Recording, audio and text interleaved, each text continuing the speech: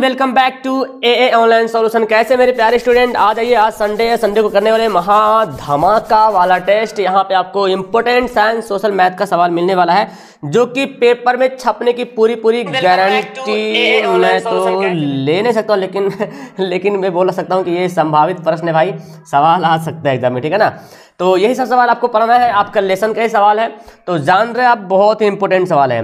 Okay, welcome back to, सभी लोग आ गए। Good evening dear. Okay, mister Mumtaz, Sachin, Jamila, Manisha Kumari, Sushil, Sonia, Sania, Rajni Mishra, okay, Priya, Asir, Irfan, वालेकुम सलाम, गुलशन, सूरज। ओके, चलिए स्टार्ट करते फटाफट। जो पहली बार यहाँ पे पधार रहे हैं उन सभी को वेलकम, स्वागत। एंड सबसे पहले सबको वेलकम, स्वागत। लेकिन जो पहली बार आ रहे हो उन सबको बहुत ही दिल से और भी अच्छे तरीके से स्वागत है। चैनल पे सब्सक्राइब कर लीजिए, चैनल को जुड़ जाइए। बहुत जल्दी हमारा फैमिली जो है, हम लोग 500 के यानी कि 5 लाख फैमिली कंप्लीट होने वाले हैं। उम्मीद है कि आज रात तक कंप्लीट हो जाएगा, बस आप लोग की मेहनत करना है। तो आपको क्या करना है, वीडियो को लाइक करना है, चैनल को सब्सक्राइब करना है। मुझसे ज्यादा इन्फॉर्मेशन लेना है तो नीचे डिस्क्रिप्शन में लिंक वगैरह दिया हुआ है। आ जाओ, स्टार्ट करते हैं। सबसे पहला सवाल साइंस का, एंड सबसे इजी सवाल एंड सबसे इंपॉर्टेंट क्वेश्चन भी है। जितना इजी सवाल है उतना इंपॉर्टेंट क्वेश्चन भी है डियर। ओके, वालेकुम सलाम, सभी लोग आ गए हैं। चलिए स्टार्ट करते हैं फटाफट। यहाँ पे सवाल पहले साइंस को करेंगे, फिर सोशल, पहले सोशल सवाल है, फिर साइंस है, फिर मैथ है। ओके, यूरेनियम का प्रमुख उत्पादक केंद्र, बहुत बड़ा सवाल हो चुका है। Okay, well done Madhu, Thakur, Shaheen, Umesh, very good. Uranium का प्रमुख उत्पादक केंद्र कौन है? आपको पता है यूरेनियम का प्रमुख उत्पादक केंद्र कौन? जादूगोड़ा। मैं आपको एक बात बताऊं, अभी भी 50% से ज्यादा ऐसे बच्चे हैं जिन्होंने अभी तक पूरी ऑब्जेक्टिव भी सही से कंप्लीट नहीं कर रखा है, ठीक है ना। तो आप लोग अगर लाइव क्लास में आके पढ़ रहे हो तो भाई आप लोग तो बहुत ही, क्या बोल सकते हो उसको, मतलब किस्मती है जो आप लोग को एकदम यहाँ पे पूरा रिवीजन हो रहा है अच्छी तरीके से। ओके, तो सवाल को मिस ना करें, सवाल को मिस ना कीजिएगा। जादूगोड़ा जो कि झारखंड में पड़ता है ना, झारखंड में पड़ता है जादूगोड़ा। चलिए आगे बढ़ते हैं। चावल कैसा फसल है भाई, बताओ तो। चावल कैसा फसल है, रबी फसल है या खरीफ फसल है? ये सवाल आपके एग्जाम में पूछा भी गया है। चावल कैसा फसल है जी, है ना। तो आपको पता है चावल जो है खरीफ फसल है। कैसा फसल है? चावल खरीफ फसल है। वीडियो को लाइक करिएगा, लाइक करने में कोताहीगिरी नहीं कीजिएगा। ओके,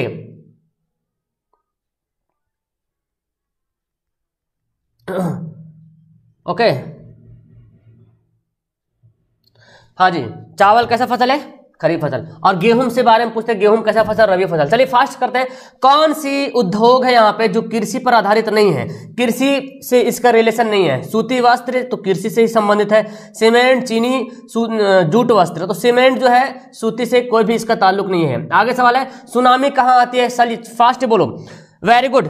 सुनामी का आप 1 to ABC करके आंसर दे सकते हैं, कोई दिक्कत नहीं, सबको मतलब टाइप करना कोई जरूरी नहीं है। सुनामी कहाँ आता है? तो सुनामी जो है समुद्र में आता है ना जी। सुनामी कहाँ आता है? समुद्र में आता है। और स्थल पर, पृथ्वी पर जो भूकंप आता है जी। ओके, यानी कि समुद्र में जो भूकंप आता है ना, उसको सुनामी के नाम से जानते हैं। आगे सवाल है, नदियों में से किसे बिहार का शोक कहा जाता है? बहुत इंपॉर्टेंट सवाल पूछा गया एंड बहुत नॉर्मल सा सवाल है। ओके, कि बिहार का शोक किस नदी को कहा जाता है? तो आपको पता होना चाहिए, कोसी नदी को जो है बिहार का शोक कहा जाता है। ओके, आगे बढ़ते हैं। सूचना का अधिकार अधिनियम कानून कब लागू किया गया है? सूचना का अधिकार अधिनियम, राइट टू इंफॉर्मेशन, जिसको बोलते हैं RTI।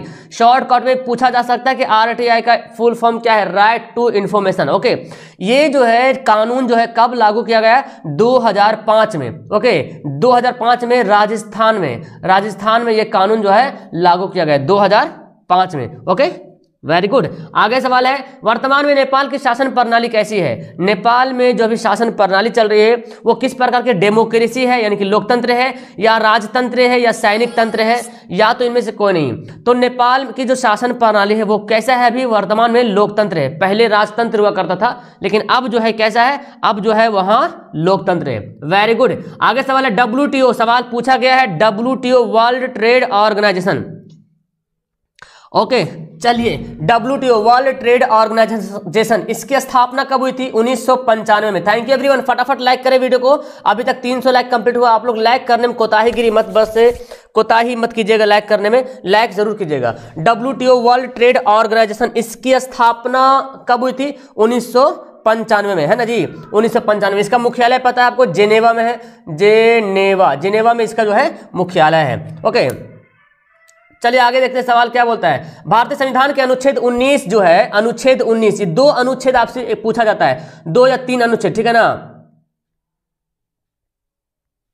तो अनुच्छेद 19 जो है किस पर आधारित है, नागरिकों को क्या बताता है? तो अनुच्छेद 19 जो है ना वो स्वतंत्रता का अधिकार, ठीक है ना, और अनुच्छेद 15 जो है वो समानता का अधिकार। ये 2 अधिकार आपसे पूछता है, ठीक है ना, कि अनुच्छेद 19 है और अनुच्छेद 15 है, ये क्या बताता है। तो अनुच्छेद 15 जो है समानता का अधिकार और 19 जो है स्वतंत्रता का अधिकार। एक अनुच्छेद आपसे पूछा जाता है, अनुच्छेद 21 है ना जी, वो क्या बोलते हैं, वन्य जीव के संरक्षण के लिए। 3 टाइप का अनुच्छेद पूछा जाता है। Thank you everyone. चलिए आगे सवाल 1 बाय 1 करके आंसर दीजिए, टेंशन मत लीजिए, ऑब्जेक्टिव क्वेश्चन आपका बिल्कुल इंपॉर्टेंट है और इसका एक क्वेश्चन मिस करना यानी कि 1 नंबर मिस्टेक हो जाएगा। So don't skip any question and आपको 2 नंबर वाला सवाल भी याद करना है। मैं तो वीडियो बना रहा हूं, आपको भी ज्यादा मेहनत करनी है, मेरे से ज्यादा मेहनत करनी है। सांप्रदायिक राजनीतिक जो आधारित है किस पर, जो है धर्म पर आधारित है, यानी कि धर्म के मामले में जो राजनीतिक होता है कि इस धर्म का है तो इस धर्म वाला वोट इसी धर्म को वोट देंगे, अगर ऐसा होता है तो ये सांप्रदायिक राजनीतिक कहलाएगा। ओके चलिए आगे सवाल पढ़ते हैं। सवाल देखो यहाँ पे क्या हो, प्राथमिक ऊर्जा का उदाहरण कौन नहीं है, बताओ भाई, प्राथमिक ऊर्जा का उदाहरण कौन नहीं है। ओके वेरी गुड, प्राथमिक ऊर्जा का उदाहरण कौन नहीं, यहाँ पे सवाल बोलता है। तो देखिए प्राथमिक ऊर्जा, द्वितीयक ऊर्जा, ये आपको जानना है, प्राथमिक ऊर्जा कौन है, द्वितीयक ऊर्जा कौन है। देखिए प्राथमिक ऊर्जा का उदाहरण देखिए, कोयला प्राथमिक ऊर्जा है और पेट्रोलियम भी प्राथमिक ऊर्जा है, प्राकृतिक गैस भी प्राथमिक ऊर्जा है। तो विद्युत जो हो गया वो द्वितीयक ऊर्जा हो गया, सेकेंडरी एनर्जी हो गया। विद्युत क्या हो गया, सेकेंडरी एनर्जी, पूछा जा सकता है आपके एग्जाम में। तो सेकेंडरी एनर्जी कौन है, विद्युत है, यानी कि प्राइमरी ऊर्जा नहीं है, ये तीनों प्राइमरी ऊर्जा है। ओके डियर, चलिए सौर ऊर्जा निम्न में से कौन सा संसाधन है, फटाफट करेंगे यहाँ पे। 100+ क्वेश्चन आपको यहाँ पे आज देखने को मिलेगा। ओके, सौर ऊर्जा जो सोलर एनर्जी होता है वो किस प्रकार का रिसोर्सेज है, तो सौर ऊर्जा जो है क्या है, नवीकरणीय संसाधन है, यानी कि हम उसको बार बार यूज कर सकते हैं ना, खत्म नहीं होगा, वो बार बार यूज कर सकते हैं। Very good Khalid. एंड आपको मैं बता दूं बहुत इंपॉर्टेंट आज की वीडियो होने वाली है, लास्ट में 2 क्वेश्चन, लास्ट का 2 क्वेश्चन आपके लिए मैं छोड़ दिया हूं, जो पहले बताएगा उसका नाम स्क्रीन पर छापा जाएगा। ओके सो डोंट स्किप, पूरी वीडियो को देखेंगे लास्ट तक। चलिए आगे पढ़ते हैं, 2 क्वेश्चन 2 बार यानी कि चांस मिलेगा, है ना। 5 आदमी का नाम लिखूंगा मैं। Tata iron and steel company का स्थापना हुई थी 1907 में, बहुत इंपॉर्टेंट है। और Tata iron and steel company ये सार्वजनिक कंपनी नहीं है, ये निजी कंपनी, ठीक है ना, ये जो है निजी कंपनी है। ओके चलिए आगे पढ़ते हैं। सिखों के 10वें गुरु और अंतिम गुरु कौन है, गुरु गोविंद सिंह। सिखों के अंतिम गुरु भी है और 10वें गुरु भी है। इनका जन्म बिहार में हुआ था और वो बिहार के पटना जिला में हुआ था, ठीक है ना। सवाल आता है कि सिखों के अंतिम गुरु कौन थे, ऐसे तो सवाल नहीं पूछेगा, लेकिन ये हिस्ट्री में सवाल आया है। सिखों के अंतिम गुरु जो गुरु गोविंद सिंह थे, उनका जन्म जो है बिहार के किस नगर में हुआ है, तो बता दीजिएगा, पटना नगर में। आगे बोलता है जालियांवाला बाग हत्याकांड, बहुत इंपॉर्टेंट, एनसीईआरटी किताब में छपा हुआ इस सवाल आपको मिलेगा, जालियांवाला बाग हत्याकांड। और एनसीईआरटी जो किताब है ना, जो आप बिहार में पढ़ रहे हो, तो वो किताब से क्वेश्चन एकदम मतलब बहुत ही ज्यादा चांसेस है, जो क्वेश्चन किताब में छपा है वो क्वेश्चन आने की। तो मैं वो भी करवाया हूं, फिर भी मैं एक बार करवा दूंगा। ओके, जालियांवाला बाग हत्याकांड कब हुआ था, 13 अप्रैल 1919। ओके डियर, चलिए आगे बढ़ते हैं। नई आर्थिक नीति में किसे सम्मिलित नहीं किया गया है, नई आर्थिक नीति। चलिए वेरी गुड, चलो गुड इवनिंग सभी को good evening. Sakir Khan, Radhika, Suraj, Kundan, Alamgir, Ajay, Shalini, big mission, very good, Munawwar, Umme Salma. हाँ देखिए क्या बोलता है, नई आर्थिक नीति जो है, आपको पता है नई आर्थिक नीति में उदारीकरण और वैश्वीकरण है, नियंत्रित अर्थव्यवस्था नहीं है। एक कौन है, उदारीकरण, वैश्वीकरण और निजीकरण, है ना जी। उदारीकरण, वैश्वीकरण और निजीकरण है। देखिए ये 3 चीज जो है नई आर्थिक नीति में शामिल किया गया है। तो ये नियंत्रित अर्थव्यवस्था को शामिल नहीं किया गया, याद कर लीजिएगा। नई आर्थिक नीति में उदारीकरण, वैश्वीकरण और निजीकरण को शामिल किया गया। ओके चलिए, बोलीविया में जन संघर्ष हुआ था, जनता में जो है ना क्या बोलते हैं, एक स्ट्रगल हो गया था, मारपीट समझ लो हो गया था। किस लिए हुआ था भाई, पानी की कीमत में वृद्धि हो गया था इसलिए, या खाद्यान्नों की कीमत में वृद्धि हो गया था इसलिए, या पेट्रोल की कीमत में वृद्धि हो गया था। आपको पता होना चाहिए पानी की कीमत में वृद्धि हो गया था। तो या इस सवाल से एक सीख आपको मिलेगा कि भाई पानी कितना इंपॉर्टेंट है, हमको पानी भी मतलब देख दाख के यूज करना चाहिए, है ना, और करना भी चाहिए, हम लोग भी पढ़ते हैं ऐसा। सविनय अवज्ञा आंदोलन बहुत इंपॉर्टेंट, महात्मा गांधी के द्वारा चलाया गया था सविनय अवज्ञा आंदोलन। इससे जुड़ा हुआ है दांडी यात्रा, ठीक है ना। दांडी यात्रा जो है 1930 में हुआ था और उसी दौरान उसी यात्रा का जो नाम दे दिया सविनय अवज्ञा आंदोलन, दांडी से शुरू हुआ। यानी कि दांडी यात्रा जो नमक कानून हुआ था ना, नमक कानून को तोड़ा गया था, तो उसी के बाद जो है ना सविनय अवज्ञा आंदोलन शुरू हो गया। ओके, 1930 दांडी, तो दांडी से याद रखेगा। एंड ये सवाल तो खैर इकोनॉमिक का एकदम प्योर सवाल है जी, और पूछा गया बहुत बार एग्जाम में, तो रिवीजन में करना है। और आपको पता है एक बंदे ने क्या खूब बोला था कि रिवीजन में ही डिवीजन है, तो यार मेरा तो बहुत ही मजा आया ये वाला सुन के, तो बहुत मजा आया।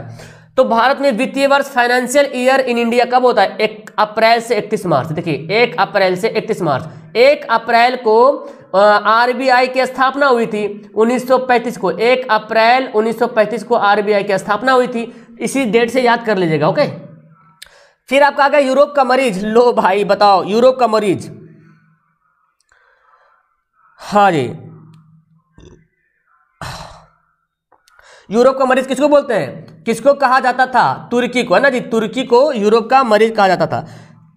वेरी गुड, चलिए सबका यहाँ पे very good and fast answer आ रहा। सभी लोग वीडियो को लाइक करें प्यारे। अभी तक तुम लोगों ने 500 लाइक कंप्लीट किया, फिर भी चलो थैंक यू, लेकिन बहुत ही कंजूस बन रहे हैं आप लोग, ऐसा ना करें। ओके, कंजूसी ना दिखाएं आप लोग, राइट मतलब लाइक वैक जरूर कीजिएगा।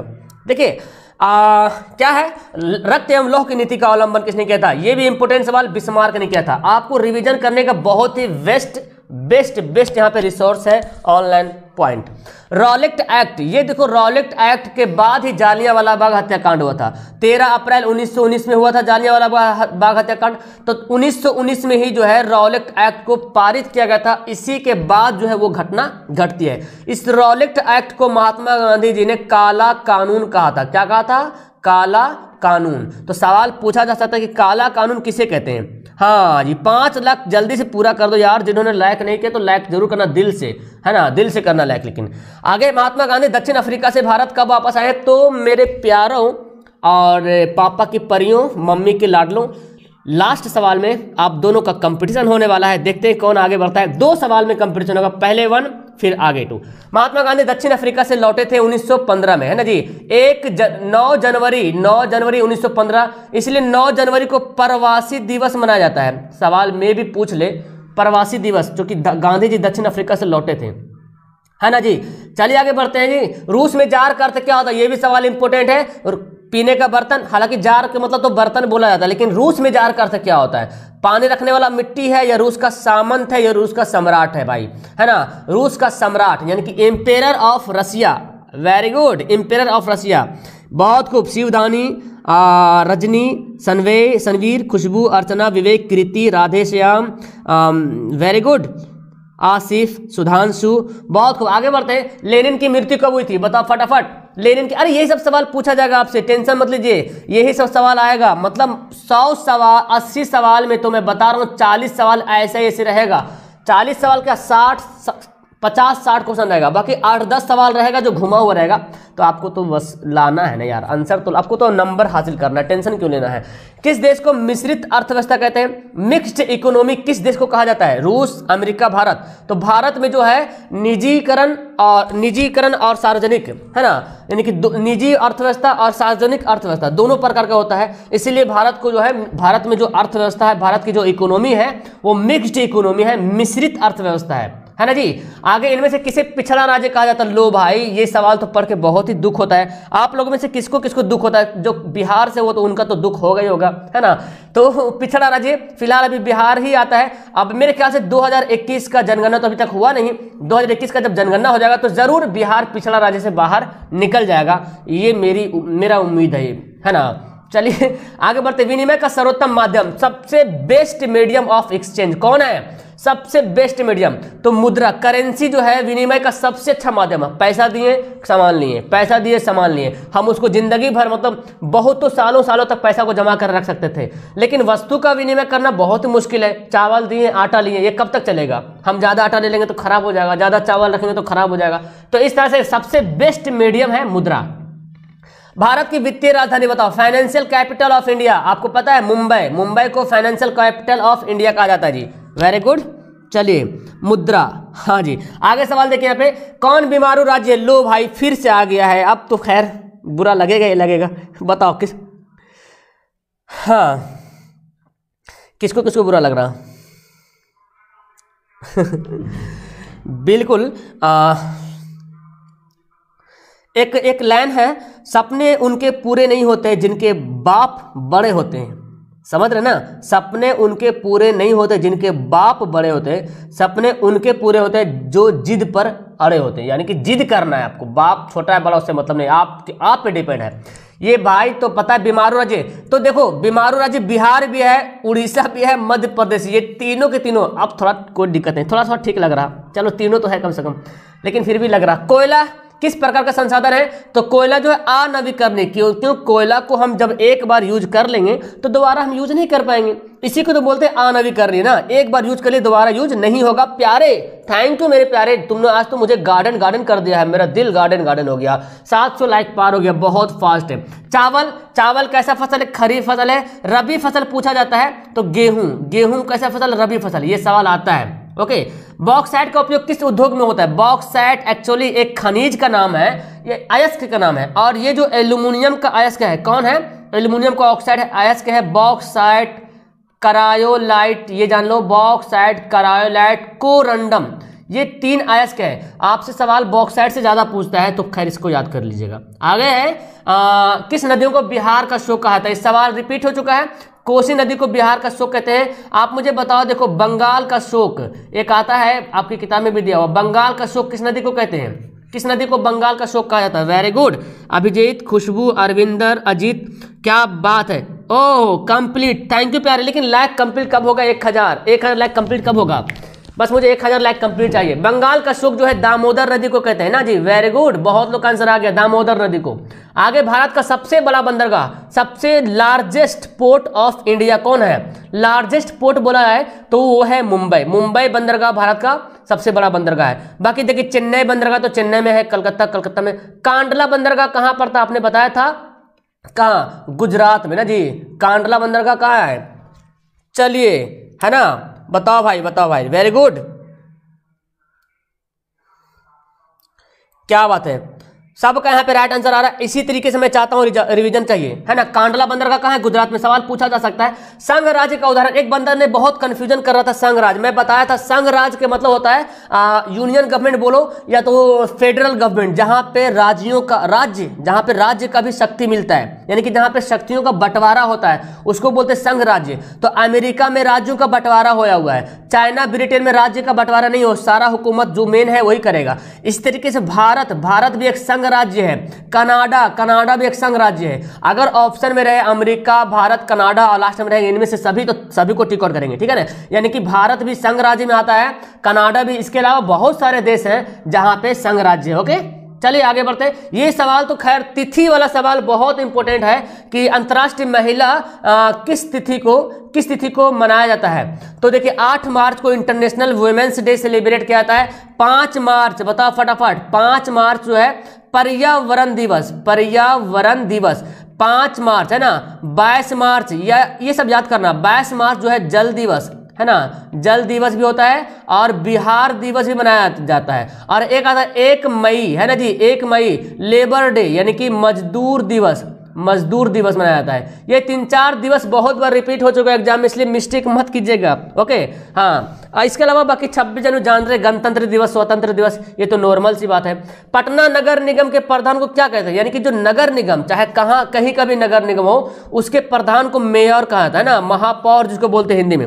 फटाफट आंसर दीजिए आप लोग, फटाफट, एक भी क्वेश्चन मिस्टेक नहीं होना चाहिए, बिकॉज अब आप एकदम अंतिम घड़ी पे, अंतिम स्टेज पे खड़े हो। So don't mistake any question and don't skip any question, है ना जी। प्रत्यक्ष लोकतंत्र का देश, देखिए प्रत्यक्ष यानी कि डायरेक्ट डेमोक्रेसी कहां भाई? तो स्विट्जरलैंड में, स्विट्जरलैंड में है ना। स्विट्जरलैंड जो है वो क्या है? प्रत्यक्ष दिवस है।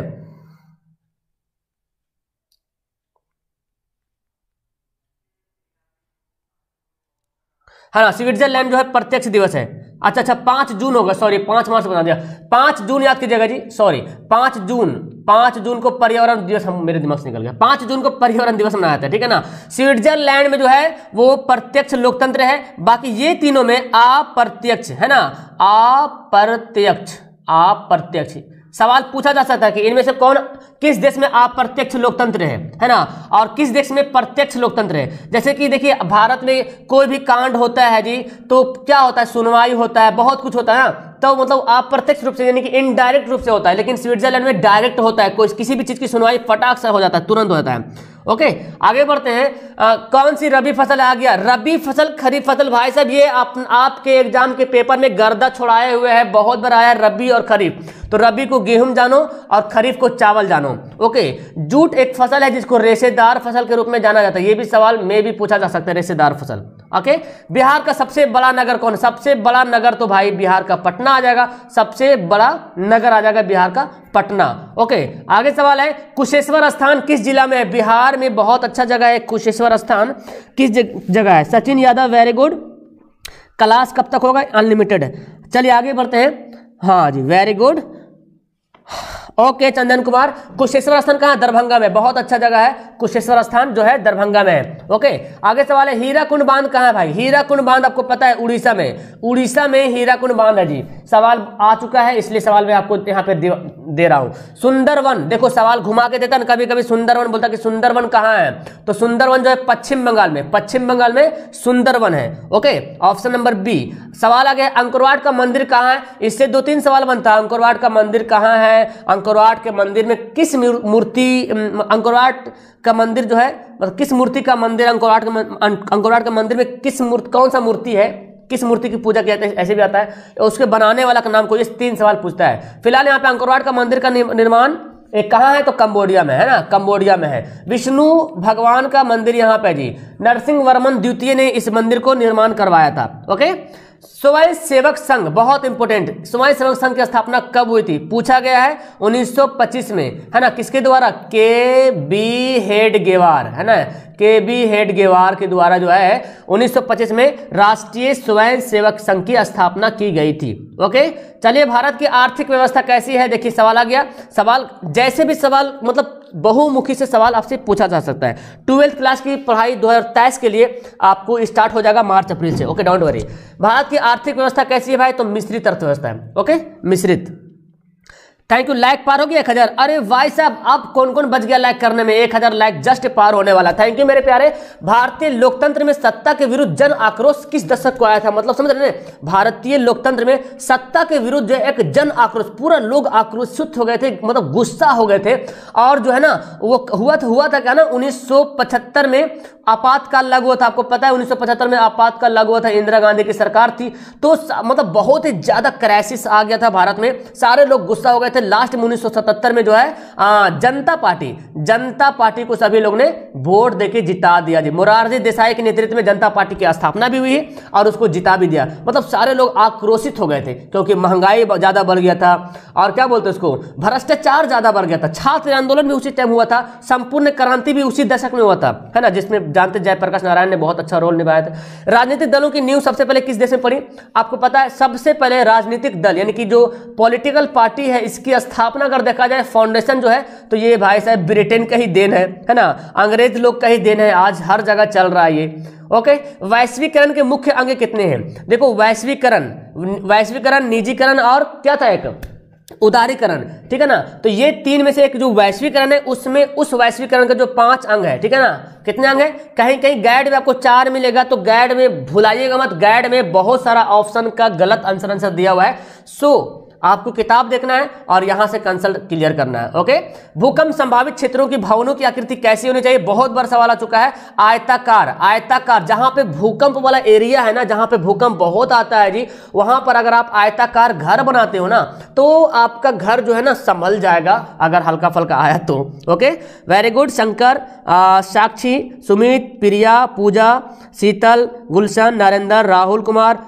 ओके चले आगे, बोलता है पूर्ण स्वराज की मांग का प्रस्ताव कांग्रेस के किस वार्षिक अधिवेशन में पारित हुआ था, पारित हुआ था का मतलब हो गया कि पारित हो गया था, है ना जी, लागू हो गया था। पूर्ण स्वराज की मांग 1929 में, लाहौर अधिवेशन 1929 में पूर्ण स्वराज मांग की प्रस्ताव जो है पारित हुआ था। कहां, लाहौर अधिवेशन हुआ था 1929 में। आप यहां पे देख सकते हैं कलकत्ता अधिवेशन कब हुआ था, 1933 में, कराची अधिवेशन 1931 में, बेलगाम अधिवेशन, ये अधिवेशन बहुत इंपॉर्टेंट में भी सवाल पूछा जा सकता है कि 1924 में बेलगांव अधिवेशन हुआ था, जिसमें मात्र एक ही कांग्रेस का अधिवेशन था, जिसमें महात्मा गांधी ने अध्यक्षता की थी। ओके, महात्मा गांधी ने अध्यक्षता की थी। बेलगाम कर्नाटक में एक जगह है, गांव है। भूमंडलीकरण की शुरुआत किस दशक में हुई थी? दशक से 2 सवाल आया है, एक भूमंडलीकरण, एक जन आक्रोश कब फैला था, है ना, 2 सवाल पूछता है। तो भूमंडलीकरण की शुरुआत जो है 1990 के दशक में हुई थी। Okay, don't confuse. किसे लोकतंत्र का प्राण माना जाता है? एनसीईआरटी किताब में छपा हुआ सवाल मैं आपको दिखा रहा हूं, अक्सर सवाल एनसीईआरटी किताब में छपा हुआ है, और वो तो भाई सवाल जब छपा हुआ तो पूछा ही जाएगा। थैंक यू प्यारे, आप लोगों ने 1000 लाइक कंप्लीट कर दिया। ओ माय गॉड, तुम तो मेरा दिल आज गार्डन कर दिए हो यार, अब तो मेरा दिल तुम्हारे पे पूरा कुर्बान है। कौन सा लोकतंत्र का प्राण? राजनीतिक दल को, जो पॉलिटिकल पार्टी होता है ना, उसको लोकतंत्र का प्राण कहते हैं। मतलब ये हो गया उसकी जान है ये। अगर राजनीतिक दल नहीं रहेगा तो लोकतंत्र ही नहीं हो पाएगा, लोकतंत्र समाप्त हो जाएगा, इसलिए पॉलिटिकल पार्टी भी जरूरी है। रंपा विद्रोह, ये भी सवाल आया है 14-15 में शायद ये सवाल आया है। रंपा विद्रोह 1916 में हुआ था। ओके, आपका टाइम वेस्ट नहीं करेंगे जी। 1917 में चंपारण सत्याग्रह हुआ था, है ना, चंपारण सत्याग्रह। 1918 में खेड़ा आंदोलन हुआ था, आपको पता है। 1919 में तो जालियांवाला बाग हत्याकांड हो गया था, रॉलेट एक्ट हो गया था, बहुत कुछ यहाँ पे आगे है। कांवर झील किस जिला में है? ये शायद हमको कांवर झील जाने का बहुत मन कर रहा है, एग्जाम के बाद जाएंगे यहाँ पे, और ये है बेगूसराय में। बेगूसराय में कांवर झील है। ओके, बेगूसराय में कांवर झील। नेक्स्ट है वार एंड पीस पुस्तक के लेखक कौन है? बहुत इंपॉर्टेंट, वार एंड पीस, इसको हिंदी में कभी कभी पूछ सकता है। युद्ध और शांति, वार मतलब युद्ध, और एंड मतलब और, पीस मतलब शांति। सवाल कभी कभी हिंदी में पूछेगा, अगर हिंदी वाला सवाल समझ में नहीं आएगा तो बगल में इंग्लिश भी लिखा रहेगा, तो समझ जाएगा। वार एंड पीस के लेखक है टॉलस्टॉय, लियो टॉलस्टॉय। कौन है? लियो टॉलस्टॉय। चलिए आगे बढ़ते हैं। सुनामी किस स्थान पे आता है? आपको पता है सुनामी जो है समुद्र में आता है। फास्ट बढ़ते हैं। भारतीय किसान यूनियन के नेता कौन थे? भारतीय किसान यूनियन के नेता कौन थे? बहुत खूब, Ayush Anaya. Okay ji, Adarsh Kumar, very good. Please Sanskrit, हाँ संस्कृत चलेगी, डोंट वरी। आज रात को संस्कृत और हिंदी चलेगी, ठीक है ना, गोधूली हिंदी और संस्कृत रात के 9 बजे। सो आना मत भूलेगा, डोंट फॉरगेट, जिनका संस्कृत है और जिनका गोधूली हिंदी है, रात के 9 बजे। ओके, भारतीय किसान यूनियन के नेता कौन थे? महेंद्र सिंह टिकैत। कौन थे? महेंद्र सिंह टिकैत थे। आगे बढ़ते हैं। यूरेनियम के प्रमुख उत्पादक, ये सवाल फिर आ गया जादूगढ़ में। चलिए साइंस का सवाल कब आएगा भाई? अखिल भारतीय ट्रेड यूनियन कांग्रेस की स्थापना कब हुई थी? ये भी सवाल पूछा जाएगा, और पूछा गया है AITUC। देखिए अच्छा, कभी कभी होता ही है ना कि अखिल भारतीय ट्रेड यूनियन कांग्रेस, ये वाला पूरी बात नहीं लिखेगा और सिर्फ ये लिख देगा AITUC। तो आप जानिएगा ना AITUC क्या है। A फॉर अखिल, है ना, ऑल, या अखिल भी बोल सकते, अखिल मतलब ऑल ही होता है यार, हिंदी में अखिल बोलते हैं ना। All India trade union Congress, 1920 में इसकी स्थापना हुई थी। ओके, आगे बढ़ते। देश के बांधों को किसने भारत का मंदिर कहा था? ये भी सवाल, मतलब ये सवाल तो एकदम वांटेड हो गया भाई साहब, है ना। हमारे चाचा जी जो है वो कहे थे देश के बांधों को भारत का मंदिर, बहुत ही वांटेड सवाल हो गया है। ओके, चलिए आगे सवाल देखते हैं यहाँ पे। ये तो यार आज तो गड़बड़ हो गया, बिहार का सुख 3 बार आ गया, आज तो मेरा मन उदास कर दिया ये सवाल आके। चलो, वाणिज्यिक बैंकों का राष्ट्रीयकरण कब हुआ था? यानी कि कॉमर्शियल बैंकों का नेशनलाइजेशन हुआ था 1969 में। सवाल पूछा गया है बहुत बार। 1969 में वाणिज्यिक बैंकों का राष्ट्रीयकरण हुआ था। और एक सवाल पूछा जा सकता है, RBI का राष्ट्रीयकरण कब हुआ था? 1949 में, है ना। तो इसमें RBI शामिल नहीं था, 14 बैंक का नेशनलाइज हुआ था। अच्छा, एक सवाल आता है कि भारत में अभी वर्तमान में कितने राष्ट्रीय बैंक हैं? कितने राष्ट्रीय बैंक है, सवाल पूछा जा सकता है।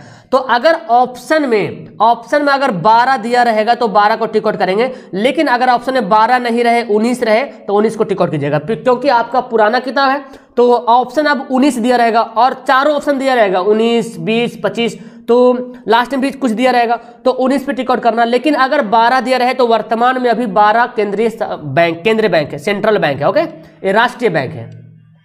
काली मृदा का दूसरा नाम बोलो, रेगुर मिट्टी। रेगुर मिट्टी काली मिट्टी का दूसरा नाम है रेगुर मिट्टी। Very good. आगे सवाल है, भारत के केंद्रीय बैंक कौन है? बैंकों का bank central bank of India, RBI, reserve bank of India. सवाल बहुत बार पूछा गया यार, ये तो बैंकों का, सभी बैंकों का मतलब जितने सारे बैंक हैं उन सब का एक मतलब क्या बोलते हैं, लीडर बोलो, है ना। इन सारे बैंकों का खाता यहाँ खुलता है। हम लोग यहाँ पे खाता नहीं खोल सकते जाके, हम लोग यहाँ जाकर खाता खोलेंगे, यहाँ पे जाकर खोलेंगे और ये सब जाके यहाँ खोलेगा, है ना, यानी कि सभी बैंकों का कंट्रोल करता है आरबीआई। पैसा यही छपता है ना जी, पूरा नोट यही छपता है भाई साहब। ओके, स्पेलिंग जेनी का आविष्कार कब हुआ था? ये देखिए एनसीईआरटी में हमारा आंसर दिया 1770 में, बाकी गूगल करो तो आपको 1764 में मिलेगा, लेकिन एनसीईआरटी में देखा हूं किताब में 1770 में लिखा हुआ है स्पेलिंग जेनी का आविष्कार, है ना, 1764 में किया गया, 1770 में। चलो तुम लोग बताओ स्पेलिंग जेनी का आविष्कार किसने किया था? इसका आंसर बताओ फास्ट में। हाँ जी, वेरी गुड, चांदनी गेमिंग, रुपेश, टुनटुन, इरफान, अबू समा, अरे वेरी गुड अनीस। आगे बढ़ते प्यारे, क्षेत्रवाद की भावना एक कुपरिणाम है। अगर क्षेत्रवाद की भावना के कुपरिणाम क्या है? अलगाववाद। क्या होगा? अलगाववाद जो है, यानी कि क्षेत्र, अगर कोई बंदा, कोई एमएलए या एमएलसी हो, अगर क्षेत्र के अपने ही क्षेत्र के बारे में बात करती है, अपने ही क्षेत्र का विकास के बारे में बात करती है, इसका मतलब अलगाववाद पैदा कर रहा है। ओके, चलिए साइंस का सवाल आ गया। लो भाई, आपके सामने साइंस का सवाल आ चुका है, हाजिर हो गया है। हाँ वेरी गुड, चलिए साइंस स्टार्ट हो गया। हाँ 1935 तो मैंने बोला, क्या बोला? आरबीआई का स्थापना 1935 तो मैंने बोला, 36 नहीं 35, है ना जी। हाँ क्या होगा? जेम्स हरग्रीव, वेरी गुड, जेम्स हरग्रीव स्थापना आविष्कार क्या था? हाँ, स्पेलिंग जेनी का आविष्कार जेम्स हरग्रीव ने किया था। वेरी गुड, आगे बताओ कौन सा अधातु है जो कमरे के तापमान पर तरल अवस्था में पाया जाता है? अधातु पूछा गया, अधातु, और अधातु कौन है? ब्रोमीन अधातु है जो कमरे का ताप पर जो है द्रव अवस्था में पाया जाता है। अगर धातु के बारे में पूछा जाता तो क्या होता? मरकरी। आप लोग छोड़ के जाइएगा नहीं, क्योंकि आखिरी वाला 2 सवाल में पापा की परियों और मम्मी के लाडलों में होने वाला बड़ा सा कंपटीशन, तो देखना है कौन वहां पे छलांग लगाता है। एकदम ईमानदारी पूर्वक होगा। ओके, जिस तरह से होते आ रहा है। आपको लगता है कि आपको लगता है कि मैं पहले दिया कमेंट, लेकिन मेरे पास किसका पहले कमेंट आया आपको चाहूं तो मैं स्क्रीनशॉट भी दिखा दूंगा, ठीक है। हाइड्रोकार्बन सबसे सरल हाइड्रोकार्बन कौन है? कौन सा हाइड्रोकार्बन सबसे सरल यौगिक है? सबसे सरल यौगिक कौन है? मीथेन है, CH4, है ना। कौन है? CH4 है सबसे सरल हाइड्रोकार्बन। आगे बढ़ते हैं, ऑक्सीजन के 2 परमाणु के बीच कितने आबंध होते हैं? सवाल पूछा गया है, कभी ऑक्सीजन का, कभी हाइड्रोजन का, कभी नाइट्रोजन का। तो मैं बताता हूं, ऑक्सीजन के बारे में बोला जाएगा तो 2 आबंध होते हैं, ठीक है ना। ऑक्सीजन में कितने होते हैं? 2 आबंध होते हैं। अच्छा, एक बंधन किसमें होता है? हाइड्रोजन, हाइड्रोजन में एक बंधन होता है। क्लोरीन, क्लोरीन में एक बंधन होता है। और त्रिबंध किसमें होता है जी? नाइट्रोजन। सवाल पूछा जा सकता है कि नाइट्रोजन के 2 परमाणुओं के बीच कितने आबंध होते हैं, कितने बॉन्ड होते हैं? तो ट्रिपल बॉन्ड होते हैं, है ना, त्रि। ये तीनों पॉइंट ना बहुत ही ज्यादा इंपॉर्टेंट है डियर। वेरी गुड, आगे बढ़ते हैं। एल्केन का सूत्र बताइए फटाफट। चलो एल्केन, तो एल्केन क्या करना है? कार्बन के दुगुना से 2 ज्यादा हाइड्रोजन का परमाणु। देखिए कार्बन N है, इसके दुगुना किया 2 ज्यादा, तो यही आंसर हो जाएगा राइट। और ये जो देख रहे हैं ये क्या है? एल्कीन है। क्या है? एल्कीन है। और कार्बन के दुगुना से 2 कम जो है ये एल्काइन है, एल्काइन। यही तीनों, अगर फार्मूला पूछेगा ना तो यही तीनों से फार्मूला पूछेगा, ज्यादा आपसे नहीं पूछेगा डीपली, इसलिए इसको दिमाग में रखिए। कौन सा उपधातु, उपधातु कौन है जिसमें धातु अधातु दोनों का जो है खूबी पाया जाए? उपधातु, तो देखिए यहाँ पे क्या है? जर्मेनियम, याद कर लीजिएगा, जर्मेनियम हो गया, सुबीडियम हो गया, है ना, गैलियम हो गया, ये सब क्या है? उपधातु का नाम है जी। ओके, सवाल गैलियम से पूछा भी गया, सुबेडियम से भी पूछा गया है। किसी कोश में इलेक्ट्रॉनों की अधिकतम संख्या क्या होती है? मुझे लगता है कि सोशल में बंदा बहुत ही ज्यादा एक्टिव रहते हैं, साइंस में थोड़ा सा डल हो जाते हैं, और मैथ में तो मत पूछो यार, मैथ पूरा धोस जाता है ना। मैं देखा हूं, मैंने देखा है, अभी जब मैथ की क्लास शुरू हो जाएगी तो देखिए कितने लोग पलायन हो जाएंगे यहाँ से। तो इसका यही तो इंडिकेशन है ना कि कितने लोग इंटरेस्ट ले रहे हैं, इसलिए मैं मैथ को लास्ट में रखा हूं। जिसके पास पेशेंस रहेगा। किसी कोश में इलेक्ट्रॉनों की अधिकतम संख्या क्या होगी? यानी कि देखो, आपको पता है ना, ये जो नाभिक होता है, नाभिक में इलेक्ट्रॉन चारों ओर घूमते रहता है, लेकिन अगर मान ली, देखिए ये मान ली कि नाभिक, ये पहला कोश है, दूसरा कोश है, तीसरा कोश है, चौथा कोश है। हम जानना चाहते हैं भाई चौथा कोश में कितना इलेक्ट्रॉन है, तो इसका फॉर्मूला होता है 2n का स्क्वायर। अब इसमें अगर हम बैठा ले 2n के यहाँ पे 4, तो 4 × 16 16 दूना 32, तो मुझे पता चल गया कि चौथा कोश में 32 इलेक्ट्रॉन होगा। अच्छा, तीसरा कोश में कितना इलेक्ट्रॉन होगा? तो 2n स्क्वायर फॉर्मूला होता है 2 × 3 का स्क्वायर, तो 3 × 9 9 3 × 9 अनुदुना 18। देखिए, तो तीसरा कोश में 18 इलेक्ट्रॉन होता है, तो फॉर्मूला क्या हो गया? 2n का स्क्वायर। अब जितना कोश आपको देगा उतना इलेक्ट्रॉन बन जाएगा, है ना जी। Very good. चलिए आगे बढ़ते हैं। ओजोन परत किस हानिकारक विकिरण से पृथ्वी को सुरक्षा प्रदान करती है? वेरी गुड, बहुत ही इंपॉर्टेंट सवाल आ गया कि ओजोन परत जो है, जो हानिकारक एक विकिरण है, एक रे है, जिसको बोलते हैं अल्ट्रा वायलेट किरण, पारा बैगनी किरण। इस किरण को अगर डायरेक्ट किसी आदमी पर पड़ जाएगा तो चमड़ा, त्वचा कैंसर हो जाएगा, है ना, बहुत खतरनाक बीमारियां हो जाती है। तो फिलहाल ये जो है ओजोन परत हम लोग को सुरक्षित करती है, लेकिन हम लोग ओजोन परत को नुकसान पहुंचा रहे कैसे? एसी यूज करके नुकसान पहुंचा रहे हैं, फ्रिज का यूज करके नुकसान पहुंचा रहे हैं। लेकिन हम इंसान कहां से मानेंगे यार, एसी तो यूज करना ही पड़ेगा, फ्रिज तो यूज करवे करेंगे, है ना, मानते ही कहां हम लोग हैं। चलिए कोशिश करेंगे ज्यादा ना हो यूज, है ना, कम से कम यूज हो। अच्छा, एक स्वपोषी पोषण के लिए क्या आवश्यक है? स्वपोषी पोषण जो अपना भोजन खुद बनाता है, ऑटोट्रॉफिक न्यूट्रिशन, तो उसको पर्णहरित भी चाहिए। अच्छा, यहाँ पे गलती लिखा गया, क्लोरोफिल बोलते हैं, पर्णहरित को क्लोरोफिल बोलते हैं, ठीक है ना। सूर्य का प्रकाश चाहिए, कार्बन डाइऑक्साइड चाहिए, यानी कि स्वपोषी पोषण के लिए सभी कुछ आवश्यक है ना। अच्छा, ये बंदा तो इसको डायरेक्ट याद कर लेता है, ऑप्शन रहे चाहे नहीं, सभी, इनमें से सभी, क्योंकि यार पता है कि ऑप्शन यही रहने करेगा, तो बंदा डायरेक्ट बोलता है इनमें से सभी, है ना जी। आगे बोलता है सामान्य अनुशीतलन दाब क्या होता है? देखिए, अनुशीतलन का इंग्लिश क्या होता है? डायस्टोलिक। तो मैंने आपको बताया था, ऐसे तो सामान्य जो ब्लड प्रेशर होता है 120/80 होता है, तो 100 ऊपर वाला को बोलते हैं डिस्टोलिक, सॉरी सिस्टोलिक बोलते हैं, सिस्टोलिक, ठीक है ना, और नीचे वाला बोलते हैं डायस्टोलिक। ओके, डायस्टोलिक बोलते हैं। अब देखो, अगर हिंदी नहीं आवे ना समझ में तो इंग्लिश देख लीजिएगा। डायस्टोलिक किसको बोला गया? अनुशीतलन को। डायस्टोलिक कहाँ नीचे है, तो कितना होगा? 80 mm हो जाएगा ना, 80। और अगर बोलेगा सिस्टोलिक तो इसको परकुचन बोलते हैं, सिस्टोलिक को हिंदी में परकुचन बोला जाता है। Okay, very good. आगे बोलते हैं रुधिर का कौन सा अवयव है जो रक्त स्राव को रोकने में मदद करता है? तो वो है प्लाज्मा, है ना जी, सॉरी प्लेटलेट्स है। प्लेटलेट्स जो है ब्लड को रोकने में मदद करता है, यानी कि कहीं पे कट छट जाता है ना तो ब्लड रुकता है कि नहीं रुकता है, तो उसको रोकने में मदद करता है प्लेटलेट से। अच्छा, सवाल आता है कि हमारे जो खून में, ब्लड में कितना प्रतिशत प्लाज्मा पाया जाता है? चलो, आपका यहाँ पे होमवर्क के लिए आंसर रहेगा। जो लोग लाइव के बाद वीडियो को वॉच कर रहे हो, नीचे डिस्क्रिप्शन बॉक्स, कमेंट बॉक्स में कमेंट करेंगे, एंड जो लाइव है प्यारे, जल्दी से फटाफट कमेंट करो लाइव में, प्लाज्मा कितना प्रतिशत ब्लड में पाया जाता है? कितना प्रतिशत ब्लड में पाया जाता है प्लाज्मा? कौन एक उभयलिंगी जंतु है? उभयलिंगी जंतु कौन? केचुआ, कुत्ता, बिल्ली। ये बहुत बड़ा सवाल आ चुका है। केचुआ जो है उभयलिंगी जंतु है। Very good. Platelets, yes sir, yes sir. Suraj, क्या है? Dushyant Dev, very good. रवि, ओ सरकार रवि, बहुत दिन के बाद दिखाई दिया है तुम। जानू, अरे भाई साहब क्या बात है, नाम देखो, विक्रम, अरविंद, हाँ जी, बताओ। 55%, गजब गजब गजब, वेरी गुड। प्लाज्मा जो है ब्लड में 55% पाया जाता है, क्या बात है। चलिए आगे बढ़ते हैं। आगे है एक लिंगी पुष्प कौन है? देखिए, आपसे सवाल में एक लिंगी और द्विलिंगी पूछा जा सकता है, इसलिए जब हम ऑप्शन वाला सवाल पढ़ते हैं ना तो पूरा ऑप्शन को एक्सप्लेन करने की कोशिश करेंगे, ठीक है ना।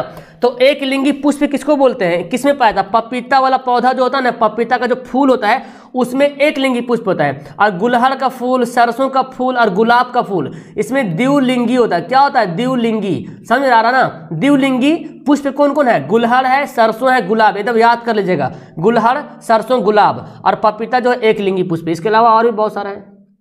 जीवाणु जनित रोग नहीं है, कौन इनमें से है जो जीवाणु के द्वारा रोग नहीं फैलता है? अभी मैथ का भी सवाल आने वाला आपको, और आखिरी सवाल में बहुत ही बड़ा धमाल होने वाला। जो सही आंसर बताएगा मोटा मोटा उसका अक्षर नाम लिखेंगे स्क्रीन पर, और आप इसको स्क्रीनशॉट ले लेना याददाश्त के लिए।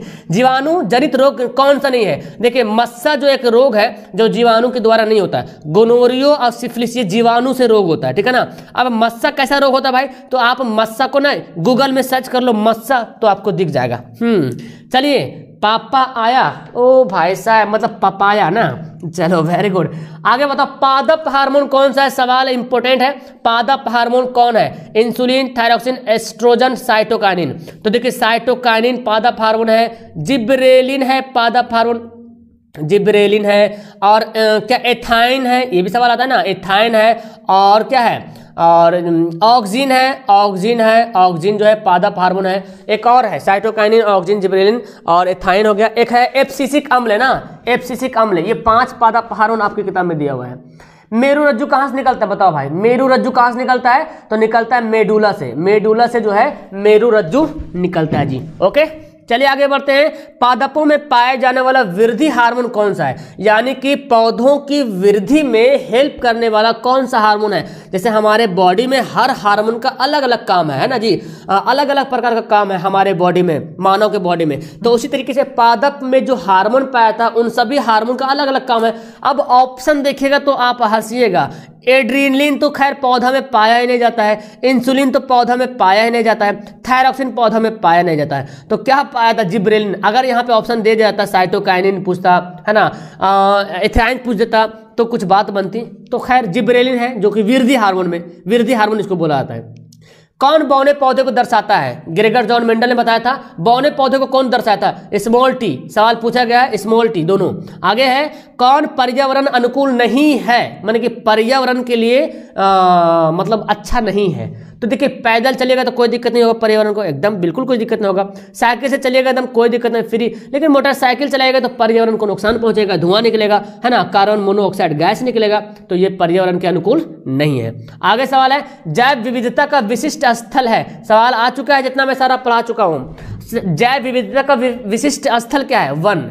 यानी कि इसका मतलब ये होता है बायोडाइवर्सिटी। इसका मतलब यूँ समझो कि वन के जंगल में बहुत अनेक प्रकार के आपको जीव जंतु देखने को मिलेगा, उसी को बोला गया जैव विविधता। अनेक प्रकार के पेड़ मिलेंगे, अनेक प्रकार के जीव जंतु मिलेंगे, है ना, सब मतलब मानव को छोड़ के बाकी सब कुछ यहाँ पे मिलेगा। ओके, तो वन बोलेंगे।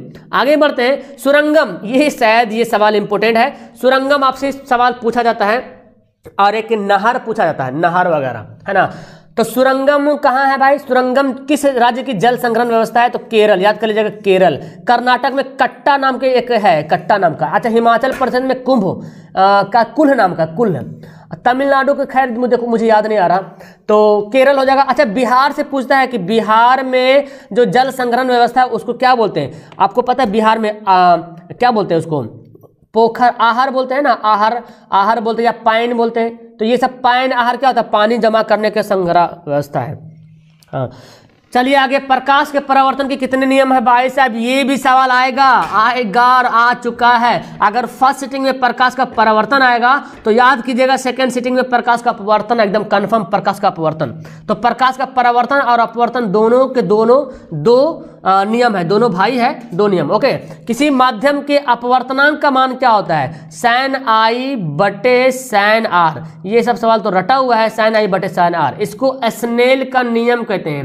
सवाल पूछा जा सकता है कि स्नेल का नियम किसको कहते हैं, sin i बटे sin r। Very good. चलिए सोनू, मुरारी, जमीला लाइक वैक कर दियो। और 1.4 के बच्चा है, 1.4 के लायक हो गया, क्या बात है, इतिहास रच दिए तुम लोगों ने आज। दाढ़ी बनाने में कौन सा दर्पण का इस्तेमाल करते हैं, बहुत बड़ा चुका है। तो दाढ़ी बनाने में या तो डॉक्टर लोग यूज कौन सा दर्पण करता है दांत को देखने में, तो अवतल दर्पण, क्योंकि अवतल दर्पण को अभिसारी दर्पण कहते हैं, कन्वर्जिंग मिरर कहते हैं, कन्वर्जिंग, है ना जी, कन्वर्जिंग मिरर कहते हैं अवतल दर्पण को। तो इस तरह से उत्तल दर्पण को क्या बोलेंगे, अपसारी, अपसारी दर्पण कहते हैं, है ना। डायवर्जिंग मिरर बोलते हैं, डायवर्जिंग। ओके, चलिए जी आगे सवाल है। मानव नेत्र वस्तु का प्रतिबिंब किस भाग पे बनता है, बहुत इंपॉर्टेंट है। यानी कि जो हमारे आंखों पे जो फोटो बनता है ना, जो हम आपके कमेंट देख रहे हैं, आप मेरी वीडियो देख रहे हैं, तो आपका जो आपके आंख पे जो फोटो बन रहा, कहाँ पे बन रहा भाई, रेटिना पे बन रहा है ना, रेटिना। अब कितना देर बनता है, ये सवाल आया है, कितना देर बनता है, कितना देर अस्थायी रह सकता है। यानी कि एक पिक्चर आपने देखा है तो उसका कितना जो अंश जो है ना, कितना देर तक कायम रहता है, 1/16 सेकेंड। Okay, 1/16 second. चलिए, आयरिस का काम मैंने बताया था, पुतली को कंट्रोल करना, पुतली को कंट्रोल करना, कंट्रोल करना। और ये क्या है, इसका रंग बदलना, रंग भी बदलता है ना जी आयरिस का, कि किसी का आंख भूरा होता है, काला होता है आयरिस के कारण। कॉर्निया को दान किया जाता है ना। और ये पुतली जो है प्रकाश की लाइट को कंट्रोल करता है, प्रकाश की लाइट को कंट्रोल करता है। बंदा कंफ्यूजन बहुत होता है आयरिस और पुतली में, इसलिए कंफ्यूजन नहीं होना, मैं बता दे रहा हूं। निकट दृष्टि दोष लेंस का प्रयोग करते हैं, जिसको मायोपिया हो जाता है, मायोपिया। मायोपिया मतलब नजदीक का दिखेगा, दूर का नहीं दिखेगा, इसका मतलब ही होता है मायोपिया। ओके, मतलब नजदीक का दिखेगा, दूर का नहीं दिखेगा। अब दूर का नहीं दिखेगा तो उसके लिए अवतल लेंस की आवश्यकता पड़ती है ना। अगर किसी को दूर का दिखता है और नजदीक का नहीं दिखता है तो उसका फिर वही हो जाएगा, दूरदृष्टि दोष हो जाएगा, तो वो उत्तल लेंस यूज करेगा, है ना जी। आगे है विद्युत बल्ब किस धातु का बना होता है? बल्ब, अरे भाई साहब विद्युत बल्ब, ये वाला बल्ब नहीं जो हम लोग यूज कर रहे हैं वो हाँ मैथ भी आएगा, डोंट वरी यार, आज संडे है तो मजे लो। अब देखो तुम लोग ये मत सोचो यार एकदम तुरंत सवाल खत्म हो जाए, तुमको थोड़ा पेशेंस रखना है। अगर आपको लगता है कि मैं आपको थोड़ा सा टाइम किल कर रहा हूं तो वीडियो चालू कर लीजिए बगल में, और मेरी आवाज़ तो सुनिए, कमेंट नहीं कर सकते, मेरी आवाज़ सुनिए, रिवीजन होगा आपको, फ्री में रिवीजन होगा, मेरी आवाज़ सुनिए, अपना आप मैथ भी रिवीजन कर सकते हो। तो एक पंथ दो काम हो जाएगा। विद्युत जो बल्ब बना होता है ना, आपको पता कांच का बना होता है ना जी, प्लास्टिक वाला मत समझिएगा, वो वाला। आगे है विद्युत शक्ति का ऐसा ही मात्रा बोलो, शक्ति का, पावर का, what is the electric power of unit, तो क्या होगा? वाट होता है। और शक्ति का फॉर्मूला भी आपसे पूछा जाता है जी, है ना, पावर का फॉर्मूला VI, एक तो ये फॉर्मूला हो गया, V के जगह पे हम IR पुट कर देंगे और ये I हो जाएगा, तो V क्या हो जाएगा? IR²। एक ये फॉर्मूला हो जाएगा शक्ति का। अगर मैं I की जगह पे V/R पुट कर दूं तो V²/I एक ये, तो ये चारों फॉर्मूला शक्ति का है भाई। ओके, टेंशन मत लीजिएगा, शक्ति का चारों फॉर्मूला। न्यूटन तो आपको पता है बल का मात्रक है, वोल्ट जो है विभवांतर का मात्रक है ना जी, वोल्ट विभवांतर का मात्रक है, जूल जो है ऊर्जा का मात्रक है, ऊर्जा का मात्रक है। चलिए आगे बढ़ते हैं। जनित्र परिवर्तित करता है, जनित्र पूछ ले या तो डायनमो पूछ ले, दोनों सेम है, ठीक है ना, चूंकि जनित्र में ही डायनमो यूज करते हैं। तो जनित्र क्या परिवर्तित करता है? देखते हैं जनित्र, जनरेटर को देखते हैं क्या करते हैं। जनरेटर को पहले आदमी क्या करता है, एक मतलब हैंडल से उसको हिलाता है कस के, ना, तो यानी कि यांत्रिक ऊर्जा उसको देता है, तब जाके विद्युत ऊर्जा में कन्वर्ट होता है, यांत्रिक ऊर्जा को विद्युत ऊर्जा में बदल देता है। और एक आता है विद्युत ऊर्जा को यांत्रिक ऊर्जा में बदलता है कौन? मोटर। सवाल इंपॉर्टेंट है, मोटर जो है यांत्रिक ऊर्जा को, विद्युत ऊर्जा को यांत्रिक ऊर्जा में बदलेगा, और डायनमो या जनित्र यांत्रिक ऊर्जा को विद्युत ऊर्जा में। हाँ जी, ओके आगे बढ़ते हैं। विद्युत फ्यूज, विद्युत जो फ्यूज होता है ना, वो किस विद्युत धारा के किस प्रभाव पे काम करता है? तो आपको पता उष्मीय प्रभाव पे, है ना, थर्मल क्या बोलते हैं इसको इंग्लिश में, उष्मीय प्रभाव पे काम करता है। Munni Kumari very good, Suhel PC gaming star, Pandit Aditya क्या बात है, वेरी गुड। चलिए सभी लोग आंसर दीजिए। आगे है क्या? लघु पथन, जो शॉर्ट सर्किट हो जाता है तो उस समय परिपथ में विद्युत धारा का वैल्यू क्या होता है? मान जो है बहुत ही ज्यादा बढ़ जाता है, इसीलिए देखते हैं ना बड़ी बड़ी फैक्ट्रियों में आग लग जाती है ना, है ना, आग लग जाती है, बड़ी बड़ी फैक्ट्री में आग लग जाती है। ओके चलिए आगे सवाल यहाँ पे देखें। ओके देखिए आगे सवाल क्या बोलता है। सवाल यहाँ पे अम्ल का pH मान कितना होता है? अम्ल या क्षार का pH मान सवाल आपसे पूछा जाता है। हाँ ठीक है। हाँ ओके राहुल भाई तुम पीछे आ रहे हो क्या? मैंने सुधार दिया उसको 5 जून। चलिए अम्ल का pH मान क्या होता है? 7 से कम होता है। 7 से कम अम्ल होगा। सवाल आया है बहुत बार, इसलिए टेंशन नहीं लेना। सवाल आया है अम्ल का pH मान 7 से कम होता है। 7 से अधिक जो है क्षार का pH मान होता है। 7 के बराबर जो उदासीन। तो ये तीनों में से कहीं से भी सवाल छप सकता है आपके पेपर में। बहुत से बंदे पूछते सर जो आप पढ़ा रहे क्या वो आएगा? मतलब मैं अपने घर से तो नहीं पढ़ा रहा हूँ। ये भाई साहब आपका सिलेबस का है, तो सिलेबस में सवाल पूछा गया है तो बस पढ़ने में क्या दिक्कत है। उदासीन विलयन का pH मान क्या होता है? 7 के बराबर, सॉरी ऑप्शन ए 7 के बराबर होता है ना उदासीन विलयन का pH मान। आगे है कौन सी धातु द्रव अवस्था में पाई जाती है? लो भाई साहब द्रव अवस्था में पाई जाती धातु तो मरकरी हो जाएगा। मरकरी जो है द्रव अवस्था में पाई जाती है ना जी। चलो आगे बढ़ते हैं। सवाल यहाँ पे क्या है? किस धातु को चाकू से सरलता से काटा जा सकता है? चलो आप यहाँ पे फिर से आपको मिलेगा होमवर्क। जो लाइव के बाद वीडियो को वॉच कर रहे हो वो होमवर्क नीचे कमेंट करेंगे, बाकी लाइव वाले लाइव में। किस धातु को चाकू से सरलता पूर्वक काटा जा सकता है? कौन होगा? सोडियम। अब 2 और धातु को नाम बताओ। मैंने इसका ट्रिक बताया था आपको, यानी कि सोडियम को चाकू से आसानी से काटा जा सकता है। अब बताइए 2 और धातु को नाम बताइए जिसको आसानी से चाकू से काट सकते हैं। सोडियम के अलावा 2 और। इसका मैंने ट्रिक बताया था। ट्रिक याद है? ट्रिक बता दो। देखो ये सवाल रिपीट हो गया। ऑक्सीजन के 2 परमाणु के बीच कितने आबंध होते हैं? तो मैंने बता दिया ना, ऑक्सीजन के परमाणु के बीच जो है 2 आबंध होते हैं ना जी। हाँ देखिए सोडियम और कौन कौन है? अरे भाई साहब मैंने आपको इसका ट्रिक बताया था। NaKNaKLi नकली। Na से हो गया सोडियम, K से हो गया पोटेशियम, है ना पोटेशियम, और ली से हो गया लिथियम। ये तीनों जो है तीनों धातु को चाकू से हम काट सकते हैं। नकली याद कर लो, नकली मैंने सबको बताया था नकली। हाँ चलिए आगे बढ़ते हैं जी। नाइट्रोजन के 2 परमाणु के बीच कितने आबंध होते हैं? चल तुम लोग बताओ फटाफट। मेरे सामने क्या बोलते हैं इसको, पपीता रखा हुआ है। एक लिंगी पुष्प का फल रखा हुआ मेरे पास, पपीता, बस आपको पढ़ाने के बाद खाएंगे। Very good. मुसाफिर, रात के 9 बजे संस्कृत और गोधूली हिंदी, जरूर आइएगा। नाइट्रोजन के 2 परमाणु के बीच 3 आबंध होते हैं, कैसे बनाते हैं इसका फिगर, इस तरह से, है ना, इस तरह से बनाते हैं। आगे बढ़ते हैं। ग्लूकोज का सूत्र बताओ फास्ट। ग्लूकोज का सूत्र क्या होता है? ग्लूकोज का सूत्र, हाँ, 500 होने में कितना बाकी है? चलो मैं बताता हूँ 500 होने में कितना बाकी है। ओके, बंद कर दो यार उसको। 500 होने में मैं बता रहा हूँ कितना बाकी है। जल्दी जल्दी हो जाओ भाई, जल्दी से। आज रात में मेरे ख्याल से कंप्लीट हो जाएगा, उम्मीद है आप लोग। 662 हो चुका है, तो मतलब 300 करीब बाकी है, मानिए तो 300 करीब। ग्लूकोज का सूत्र क्या होता है? C6H12O6, है ना जी, ऑप्शन नंबर बी। ये जो देख रहे हैं ना ऑप्शन ए, ये क्या है? एथेनॉल, एथेनॉल का सूत्र है ना। और ये जो देख रहे हैं ये बेंजीन का सूत्र है, बेंजीन का सूत्र है। Very good. तो इस तरह से आप सूत्र भी याद कीजिए, बेंजीन से भी सूत्र पूछा जा सकता है। ये एरोमेटिक हाइड्रोकार्बन है, पूछा जा सकता है कि एरोमेटिक हाइड्रोकार्बन इसमें से कौन है? तो याद कीजिए एरोमेटिक हाइड्रोकार्बन कौन है? बेंजीन है। इसका ऐसे फिगर बनता है जी, है ना जी, ऐसे फिगर बनता है, देखिए ऐसे, carbon carbon carbon carbon carbon carbon, सब में हाइड्रोजन जोड़ देंगे एक, ये बेंजीन का, ठीक है। अरे यार ये क्या हो गया?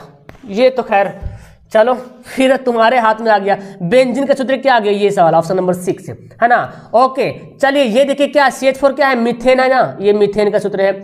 ये किसका सूत्र है? देखिए कार्बन के दुगुना से 2 कम है कि नहीं? देखिए कार्बन के दुगुना से 2 कम है कि नहीं? CH2 कार्बन के दुगुना से 2 कम। देखिए कार्बन 2 है, 2 दूना 4, 2 कम, तो क्या हो गया? ये हो गया इथाइन, हो गया इथाइन, इथाइन। और ये क्या है? कार्बन के देखिए दुगुना है, तो क्या हो जाएगा? एथेन हो जाएगा, सॉरी एथीन हो जाएगा, एथीन, एथीन। कार्बन के दुगना रहे तो एथीन हो जाएगा। ओके आगे बढ़ते। आधुनिक आवर्त सारणी में 36 कतारों की संख्या कितनी है? 36 कतार और समूह, इससे सवाल पूछा गया है प्यारे, है ना, कि 36 कतारों की संख्या कितनी है, समूहों की संख्या कितनी है। तो एकदम मिस्टेक मत कीजिएगा, सवाल छपने वाला आपके पेपर में 36 कतार बोलते हैं ऐसे, ऐसे जो रहता है 7 गो, है ना, सुने, गिने कि नहीं, गिन लीजिएगा केमिस्ट्री किताब में 7 गो रहता है। इसको आवर्त बोला जाता है, आवर्त, तो 7 आवर्त है। और अगर ऐसे ऐसे जो रहता है ना, ऐसे ऐसे, उसको बोलते हैं वर्ग। क्या बोलते हैं? वर्ग बोलते हैं। ओके, अरे भाई लैब है, 1500 बच्चे हैं और 1600 लाइक हो गया आज, तो खैर रिकॉर्ड ही पार हो गया। चलिए, तो बोला जाएगा अगर समूह कितने हैं, अगर आवर्त सारणी में समूह कितने, तो 18 समूह है। आधुनिक आवर्त सारणी किसने दिया? जल्दी से फटाफट बताओ, होमवर्क लैब के दौरान आधुनिक आवर्त सारणी किसने दिया जी? आगे बढ़ते। हीलियम कैसा तत्व है? बताओ हीलियम कैसा तत्व है? तो हीलियम जो है अक्रिय तत्व है, यानी कि किसी से क्रिया नहीं करता। हीलियम हो गया, नियॉन हो गया, जेनॉन हो गया, क्रिप्टन हो गया, रेडॉन हो गया और आर्गन, ये वर्ग 18 में पाया जाता है। ये सब के सब निष्क्रिय गैस है, अक्रिय गैस है। ओके याद कर लीजिएगा प्यारे। वृक्क की रचनात्मक और क्रियात्मक इकाई को क्या कहते हैं? देखिए वृक्क के बारे में बोला जाएगा ना, यानी कि किडनी की रचनात्मक और क्रियात्मक इकाई को क्या कहते हैं? तो उसको बोलते हैं क्या? क्या बोलेंगे उसको? नेफ्रॉन बोलेंगे जी। नेफ्रॉन तो ऑप्शन में नहीं दिया हुआ यार, है ना, नेफ्रॉन बोलेंगे, नेफ्रॉन। ओके यहां पे तो नेफ्रेडिया दिया हुआ है, NEF। ओके, वृक्क की रचनात्मक और क्रियात्मक इकाई को क्या बोलेंगे? Nephron, nephron. ओके नेफ्रॉन हो जाएगा आंसर। चलिए, रिकॉर्ड टूटेगा क्या आज? अरे भाई साहब बिल्कुल रिकॉर्ड, आज लगा 2000 लाइक पार हो जाएगा क्या? नेफ्रॉन, देखो इसका आंसर देखो तुम लोग। हाँ वेरी गुड सबका। मोस्ले, मोस्ले, अरे न्यूरॉन किसको बोलते हैं? न्यूरॉन पता है किसको बोलते हैं? न्यूरॉन जब पूछा जाएगा ना, तो तंत्रिका तंत्रिक रचनात्मक एवं क्रियात्मक इकाई को, तंत्रिका तंत्रिकी रचनात्मक एवं क्रियात्मक इकाई को न्यूरॉन कहेंगे, और वृक्क की रचनात्मक एवं क्रियात्मक इकाई को नेफ्रॉन कर देंगे, जो कि ऑप्शन में नहीं दिया हुआ, ठीक है ना, ऑप्शन नहीं दिया हुआ, नेफ्रॉन करेंगे। ओके हाँ जी, option is wrong. Very good. Moseley ने आधुनिक आवर्त सारणी दिया था। Very good. देखिए कौन सा पौधा उत्सर्जित पदार्थ है? इनमें से कौन पौधे का उत्सर्जित पदार्थ है? देखिए जी, पौधे का उत्सर्जित पदार्थ कौन है? तो रेजिन, गोंद, टैनी, ये सब के सब जो है पौधे का उत्सर्जित पदार्थ है। गोंद जो है बबूल के पौधे से प्राप्त होता है। रेजिन से बहुत बार सवाल 1-2 बार पूछा है। रेजिन जो है क्या बोलते हैं? चीड़ के पौधा होता है, चीड़, उससे प्राप्त करते हैं। रेजिन किसे प्राप्त कर? चीड़ के पौधा से, है ना जी। ओके हाँ जी, चीड़ के पौधे से प्राप्त करते हैं रेजिन। ओके, चीड़ के पौधे से रेजिन प्राप्त किया जाता है। ओके चलिए आगे बढ़ते हैं। अच्छा ये आई आर स्क्वायर मैंने कर दिया, सॉरी यार, आई स्क्वायर आर होगा, यहाँ पे मैंने मिस्टेक कर दिया लिखने में, आई स्क्वायर आर करेंगे। ओके चलो आगे सवाल, मैथ का सवाल आ गया क्या? बहुत जल्दी मैथ का सवाल आने वाला है, तो जल्दी से फटाफट करते हैं। ये देखो एंड्रोजन क्या है, देखो सवाल आता है एंड्रोजन क्या है, एस्ट्रोजन क्या है। तो एंड्रोजन जो है वो नर में पाया जाने वाला हार्मोन है, और मादा में स्त्रीलिंग हार्मोन जो है वो एस्ट्रोजन है। क्या है? एस्ट्रोजन। ओके एस्ट्रोजन हार्मोन है, रिलैक्सिन हार्मोन है, ऑक्सीटॉक्सिन हार्मोन है, और नर में तो आपको पता है एंड्रोजन हो गया, टेस्टोस्टेरोन नाम का हार्मोन पाया जाता है। ये सब आता है सवाल में जी। दो तंत्रिका कोशिका के मध्य खाली, ये सवाल तो कचाहिन कर दिया, मतलब जैसे बरसात में कैसे गली कचाहिन होता है ना, एकदम ये सवाल कचाहिन हो गया, मतलब बहुत बार सवाल पूछा गया ये, है ना। चलिए आगे बढ़ते हैं। ऑक्सीजन क्या है? ऑक्सीजन देखिए आप जानना है ऑक्सीजन पौधों में पाए जाने वाला हार्मोन है ना जी। पादप हार्मोन इसको बोलते हैं क्या? पादप हार्मोन। लेकिन यहाँ पे हार्मोन दिया तो हम करेंगे क्या? हार्मोन करेंगे। ओके चलिए आगे बढ़ते हैं। ग्वाइटर अथवा घेंगा रोग किसमें कब होगा? चीनी की कमी से? नहीं भाई साहब, चीनी की कमी से तो नहीं होगा, आयोडीन की कमी से हो जाएगा। आयोडीन की कमी से ग्वाइटर या घेंगा रोग हो जाएगा। चीनी ज्यादा खाओगे तो इंसुलिन की प्रॉब्लम, डायबिटीज हो जाएगा। और रक्त की कमी से कौन सा रोग होता है? एनीमिया, चिड़चिड़ाहटपन, है ना। जो चिड़चिड़ाता ज्यादा समझ लीजिए उसमें रक्त की कमी है, खून की कमी है। आगे शुक्राणु कहाँ बनता है? सवाल इंपोर्टेंट है, तो विरसन में बनता है। शुक्राणु जो है ये नर में पाया जाने वाला हार्मोन है, ठीक है ना, ग्रंथि बोल सकते हैं इसको, निकलता है जो। तो शुक्राणु कहाँ बनता है? विरसन में पाया जाता है। अरे एक आता है अंडाणु, है ना। अंडाणु कहाँ बनता है? तो ये महिलाओं में गर्भाशय में, अंडाशय में, सॉरी गर्भाशय नहीं, अंडाशय में, अंडाशय में अंडाणु बनता है। ओके चलिए आगे बढ़ते हैं। पुष्पी पौधों में लैंगिक जनन किसके द्वारा होता है? आप देख रहे हैं ना, पुष्पी पौधों में भी लैंगिक जनन होता है जी, है ना। तो अगर पुष्पी पौधों में लैंगिक जनन होता है, ऐसे तो मनुष्य में होता है लैंगिक जनन, जीव जंतु में लैंगिक जनन होता है, लेकिन पुष्पी पौधों में भी लैंगिक जनन होता है फूलों के द्वारा। किसके द्वारा? फूल के द्वारा होता है। Okay option C. आगे है ये किताब बहुत इंपॉर्टेंट, ये भी सवाल पूरा पूछा गया, द ऑरिजिन ऑफ स्पीसीज। ये किताब किसके द्वारा लिखा गया? जो पहली बार यहां पर पधार रहे हो उन सभी को फिर से मेरे तरफ से दिल खोल के वेलकम, स्वागत, खैर मकदम। एंड सब्सक्राइब करना मत भूलिएगा, आपके लिए हमेशा एकदम दिन रात एक कर रहे हैं जी, है ना। तो देखो किसने किया था? चार्ल्स डार्विन ने किया था ना जी। चार्ल्स डार्विन ने एक किताब का लिखा था। वाइसमैन के बारे में आता है कि एक चूहे की पूंछ पर जो है 21 पीढ़ी तक, इसका 21 पीढ़ी जो है चूहे की पूंछ पर जो है परीक्षण किया गया था।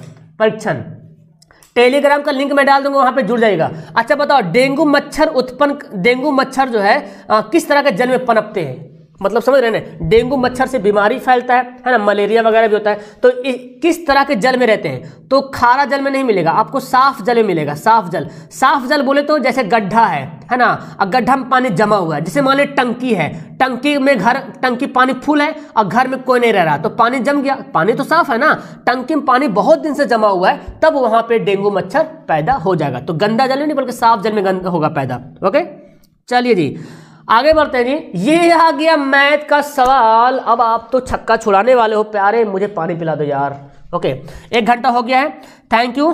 तो तुम लोगों ने तो आज रिकॉर्ड ही तोड़ दिया है, शायद सबका रिकॉर्ड आज टूट चुका है।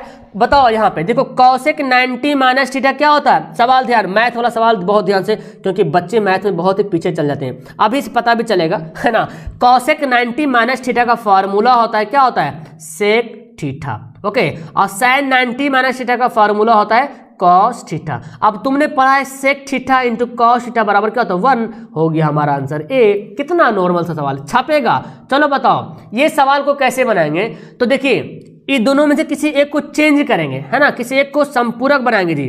तो देखिए tan 65 को मैं ऐसे लिखूंगा tan 90 माइनस 25, क्योंकि 90 में से 25 को माइनस करेंगे तो 65 आ जाएगा, और नीचे cot 25 ऐसे रहने देना है। किसी एक को चाहे नीचे चेंज करो चाहे ऊपर चेंज करो। तो tan 90 माइनस थीटा क्या हो जाएगा? cot theta. थीटा यहाँ पे कितना? 25 है, ये थीटा है ना, और यहाँ भी cot थीटा। तो कट करके क्या हो गया? ये भी आ गया 1 ही आ रहा आंसर। ओके चलो अब बताओ यदि एक अर्धवृत्त का परिमाप दिया हो 72 सेंटीमीटर तो इसकी त्रिज्या क्या होगा। तो अर्धवृत्त का परिमाप का फॉर्मूला जानना पड़ेगा, है ना। क्या होगा, r इंटू पाई प्लस 2, यही होता ना। अर्धवृत्त का परिमाप का फॉर्मूला क्या होता है, r इंटू पाई प्लस 2, और इतना बराबर दिया हो 72। अब r का वैल्यू ज्ञात करना हमको, तो पाई का वैल्यू रख लो 22/7 और 2, यहाँ पे हो गया 72। आखिरी सवाल में याद दिलाना, आखिरी सवाल कितना नंबर है यार, मुझे तो खुद याद नहीं है। अच्छा मैं देख लूंगा चलिए आगे बढ़ते हैं। इसको क्या करेंगे, इसको मैं एक भिन्न का जोड़ कर लूंगा, तो 22 + 14 बराबर 72। तो देखिए यहाँ पे r इंटू 36 हो जाएगा, और यहाँ पे 72। देखिए 36 दूना 72 काट देंगे, r बराबर 2 × 7 कितना आ गया 14। ये भी ऑप्शन ए में आ गया भाई साहब, ये भी ऑप्शन ए में है। Very good. चलिए बताओ, ये सवाल बहुत इंपॉर्टेंट, किसी त्रिभुज का 2 शीर्ष दिया हुआ है। देखिए एक त्रिभुज है, ठीक है ना, और इसके 2 शीर्ष, ए वाला और बी वाला और सी वाला। ए का वैल्यू मान लेते हैं 2, 3 यहाँ पे दे दिया है, बी वाला इसको मान लेते हैं 1 और -3 दे दिया है, सी का नहीं पता लेकिन केंद्रक का दे रहा है, यानी कि जो बीच में है ना इसका निर्देशांक दे रहा कितना 3 और 0 दे रहा, और इसको नहीं पता, इसको मान लेते हैं कि ये मान लो कि x1 y1, ये x2 y2, ये वाला x3 और y3, और ये क्या है x और y है। तो मुझे केंद्रक का नियामक कैसे निकालते हैं, केंद्रक का, त्रिभुज के केंद्रक का नियामक का फॉर्मूला बहुत आसान है प्यारे। केंद्रक का नियामक का formula x1 + x2 + x3/3 y1 + y2 + y3/3। अब इतना बराबर देखो 3 दे दिया है ना जी, ये x के जगह पे है, और ये 0 जो है इसके बराबर है। तो किसी एक को बना के देखते हैं, पहले इसको बनाते हैं। तो x1 कितना है, देखिए 2 है, और x2 कितना है 1 दिया हुआ है, और x3 नहीं पता है मुझे, तो x3 निकालना है ना। और यहाँ पे मैं क्या लिख सकता हूँ, इसके, ये किसके बराबर है, ये वाला जो वैल्यू है वो 3 के बराबर है ना, तो 3 में लिख देगा।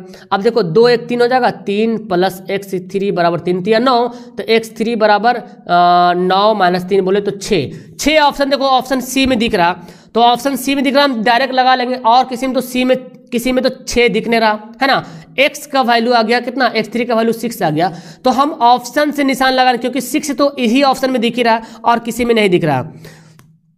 ओहो बैटरी डाउन हो गया, सब्र करो थोड़ा सा, मोबाइल को बोलो सब्र करने के लिए। ये सवाल पेपर में छपने वाला है, 2-3 सवाल ऐसा कि अगर समीकरण का अनंत हल हो, अनंत हल होने का मतलब कि a1/a2 बराबर हो जाएगा b1/b2 बराबर c1/c2, यानी कि हमेशा बराबर होगा। तो इसका आलेख कैसा बनेगा, समपाती, एक ही लाइन पर दूसरा लाइन, इसको बोलते समपाती। Okay, option number C. अगर a1/a2 बराबर नहीं होगा b1/b2 का, तो इसका ग्राफ बनेगा प्रतिच्छेदी, और इसको बोलते हैं यही तो है प्रतिच्छेदी, है ना। और अगर आपका ग्राफ अगर बनेगा a1/a2 बराबर हो जाएगा b1/b2 का, लेकिन c1/c2 में धोखा दे दिया, तो इसको बोलेंगे समांतर रेखा, इसमें कोई हल नहीं होगा जी, है ना जी। ये हलों की संख्या भी ज्ञात करता है, इससे तो सवाल एकदम पक्का छपने वाला, 2-3 सवाल। आगे बताते हैं, शून्यंक बताइए इसका, 0 निकालना है, 0 निकालना है। ओके, शून्यंक कैसे निकालेंगे, गुणनखंड कर लो, x² + 3x + 2, गुणनखंड करने तो सबको आता है जी, है ना, 7वां 8वां पढ़ते आ रहे गुणनखंड करने के लिए। वेरी गुड, सबका आंसर राइट। हाँ, किसी का गड़बड़ हो रहा तो ध्यान से देखिएगा वीडियो को, कमेंट पे ध्यान मत दीजिएगा जाते। देखिए घसक गया ना बच्चे लोग, घसक रहा, मुझे पता है मैथ से एलर्जी हो रहा है भाई साहब, लेकिन मैथ से कहाँ भागोगे, एग्जाम में तो देना पड़ेगा, है ना जी। चलिए बैटरी लो, चार्ज लगा लो यार, तुम कान में थोड़ी मत लगाओ, चार्ज लगा लो। तो इसको कैसे लिखूंगा मैं, 2 एकम 2, तो 2x + x के रूप में तोड़ सकते हैं, है ना। तो देखो इन दोनों में कॉमन लेंगे, इन दोनों में कॉमन लेंगे, तो x + 2 हो जाएगा, यहाँ पे 1 x + 2 हो जाएगा। ओके, तो x + 2 और क्या हो जाएगा x + 1। अब हमको शून्यंक निकालने बोल रहा, मतलब x + 2 = 0, x बराबर -2। फिर क्या करेंगे, x + 1 = 0, तो x बराबर क्या हो जाएगा -1।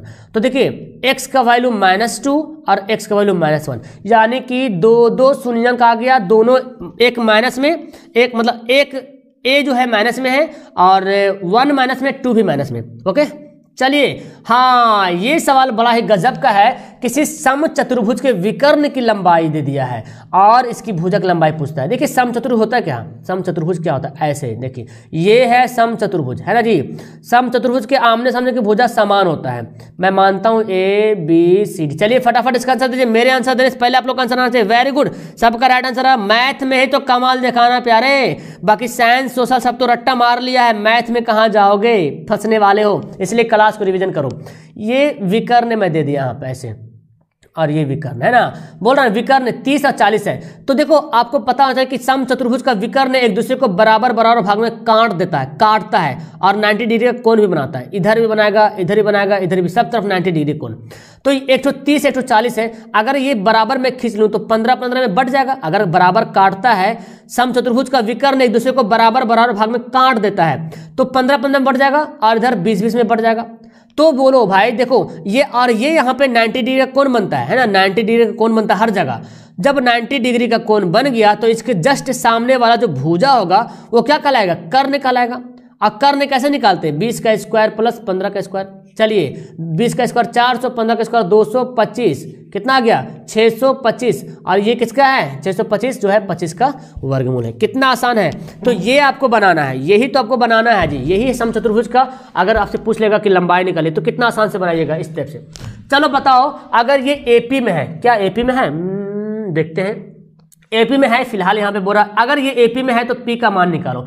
यानी कि मैं तो इतना समझ रहा हूं कि इसको इससे घटाएंगे और इसको इससे घटाएंगे तो हमारा आंसर सही आएगा। देखो ये यहाँ तक है और ये जो है यहाँ तक है और ये जो यहाँ तक है। ओके, तो मैं देखो इसको A1 मान लेता हूँ, इसको A2 मानता हूँ, इसको A3 मानता हूँ। तो A2 को A1 से घटाएंगे और A3 को A2 से घटाएंगे तो बराबर आएगा। क्योंकि AP में क्या होता है, सारे अंतर बराबर होता है, कॉमन डिफरेंस बराबर होता है। तो A2 कौन है 2P+1, घटाना किसको है P+1 को। ओके चलिए A3 कितना है 4P-1, घटाना किसको है ये A2 को 2P+1 को। ओके अब मैं क्या करूंगा, देखो 2P+1, अब माइनस से मल्टीप्लाई करो, -P-1 और यहाँ पे 4P-1 -2P-1। यहाँ पे देखो तो 1 1 कट जाएगा, यहाँ पे तो 1 1 नहीं कटेगा। अच्छा तो कितना हो गया, अच्छा 2P में से 1 P घटेगा तो P बचेगा, है ना जी। 2P में से 1 P घटेगा, कितना पी रहे हो तुम लोग, देखो तो। अच्छा 2P में से 4P में से 2P घटेगा तो 2P हो जाएगा और ये -2 हो जाएगा। ई वाला 2P को इधर लेकर चलाओ, है ना, ई वाला 2P को इधर लाइए तो देखिए P और ई वाला 2P को लाएगा तो माइनस हो जाएगा, -2P और ये हमारा -P, तो -P घट के बचेगा और -2 कट गया। अरे वाह भाई साहब, आप लोगों ने कमाल कर दिया आज, वाह वाह, वेल डन प्यारे, वाह गजब। अरे 1900 लाइक पार हो गया, मुझे लगता है कि लाइव के दौरान 2000 लाइक तो कंप्लीट हो जाएगा, मुझे पता है। आखिरी सवाल बहुत इंपॉर्टेंट, किस क्वाड्रेंट में है, एकदम सवाल छपने वाला, इसलिए मैं बार बार दे रहा हूँ, हर बार वीडियो में आ रहा है सवाल। आखिर मैं नया सवाल कहाँ से लाऊंगा, आपके एग्जाम में जो छपेगा वही सवाल लाने बेहतर है। किस क्वाड्रेंट में है, दोनों प्लस, दोनों का साइन क्या है प्लस में है, और दोनों प्लस में क्या होता है प्रथम क्वाड्रेंट में आता है। ओके आगे सवाल है कि देखिए ये सवाल बहुत अच्छा है कि यदि बहुपद के मूल बराबर है, मूल क्या है बराबर, किंतु चिन्ह विपरीत है। ध्यान से इस सवाल को बनाइएगा, नहीं तो गलत हो जाएगा। मैं भी आपको बताने वाला हूं, ध्यान से समझिएगा। देखिए क्या बोलता है, द्विघात बहुपद में कितने मूल होते हैं, आपको पता है द्विघात बहुपद में 2 मूल होते हैं। द्विघात बहुपद में 2 मूल होते हैं, कौन कौन होते हैं भाई, अल्फा और बीटा, ये 2 मूल होता है ना। अब क्या बोलता है, मूल बराबर है, मूल बराबर है। मान लेते हैं कि अल्फा को अल्फे मानते हैं और बीटा को भी अल्फा मानते हैं, क्योंकि बोल रहा मूल क्या है बराबर है, तो अगर इसको अल्फा माना तो इसको भी अल्फा मानना पड़ेगा। लेकिन चिन्ह विपरीत है, चिन्ह क्या है विपरीत है, मतलब एक ठो प्लस में है तो एक ठो माइनस में है। समझ रहे हैं, यहां तक बात समझ रहे हैं। चिन्ह क्या है, उल्टा चिन्ह है, मतलब एक ठो प्लस में एक ठो माइनस में है। अब हमको फॉर्मूला पता है कि अल्फा प्लस बीटा बराबर -b/a फॉर्मूला होता है। अल्फा को तो मैंने अल्फा ही माना, बीटा को भी मैंने अल्फा माना, लेकिन माइनस अल्फा, और ई वाला जो है प्लस अल्फा, तो माइनस अल्फा कर दिया यहाँ पे, और -b के जगह पे देखो क्या लिखा हुआ, b के जगह पे a लिखा हुआ है और a के जगह पे कुछ नहीं लिखा हुआ है, ये दोनों खत्म। तो क्या हो गया, a बराबर -a, इसको हम ऐसे ही कर सकते हैं, a बराबर -1। देखिए इतना आसान से सवाल में नहीं समझेंगे अब तो खैर भाई तो अब तो मैं किसी तरह से मैं समझाने के काबिल नहीं बन सकता हूँ, बिकॉज बहुत ही आसान तरीके से मैंने इसको अंडरस्टैंड करवा दिया है। जब बोला गया कि दोनों मूल बराबर है, मूल क्या है, बराबर है। आपको पता है द्विघात समीकरण में दो मूल होता है, अल्फा और बीटा।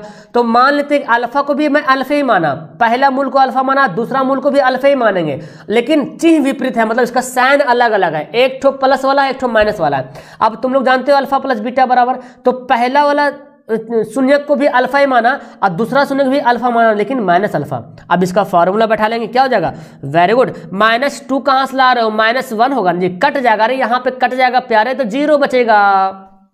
यहाँ पे कट के क्या होता है, अच्छा 1 मिनट, ऑप्शन ए आंसर दे रहे हो ना, थोड़ा सा गड़बड़ हो रहा है, आंसर 0 होना चाहिए, यहाँ पे आंसर 0 होना चाहिए। देखो तो, हाँ जी, एक मिनट में यहाँ तो मल्टीप्लाई नहीं हो रहा ना, यहाँ पे कट रहा है, घट रहा है, तो यहाँ पे शायद मेरे से भी मिस्टेक हो गया, 1 मिनट। तो यहाँ पे आंसर 0 होना चाहिए। ये दोनों घट गया ना, तो घट के 0 बचा, यानी कि 0 बच गया, और इधर क्या बचा, -a/1, 1 से मल्टीप्लाई करेंगे तो 0 हो जाएगा। भाई साहब a का वैल्यू 0 आ गया, तो मैं भी फिसल गया इसमें, क्या 0 आएगा, 0 -1 नहीं आएगा, है ना, क्योंकि जब इन दोनों को काट देंगे, alpha plus alpha minus alpha आपस में कट जाएगा, तो क्या बचेगा, 0 बचेगा ना, इसलिए ये 0 कट गया, तो 0 बचा, और 0 को 1 से मल्टीप्लाई करेंगे तो क्या हो जाएगा, वो भी 0 हो जाएगा जी, है ना। अब 0 हो गया तो 0 हो गया, तो खत्म कहानी, और क्या, a का वैल्यू 0। ओके, अच्छा आगे बढ़ते हैं, ये सवाल बनाओ। वाह वाह, गजब का सवाल है। यहाँ पे सवाल कैसा लग रहा है आपको, मजा आ रहा? ज़्यादा भारी भी मैं सवाल नहीं दिया हूँ मैथ में, आपको ज़्यादा भारी सवाल पूछा भी नहीं जाएगा, टेंशन मत लीजिए। कैसा लग रहा सवाल? तो मुझे तो लग रहा है बंदों को थोड़ा हार्ड लग रहा है मैथ, क्योंकि आप रेवेन्यू यहाँ पे देख सकते हैं, बंदा कहाँ से कहाँ पहुँच गया, है ना।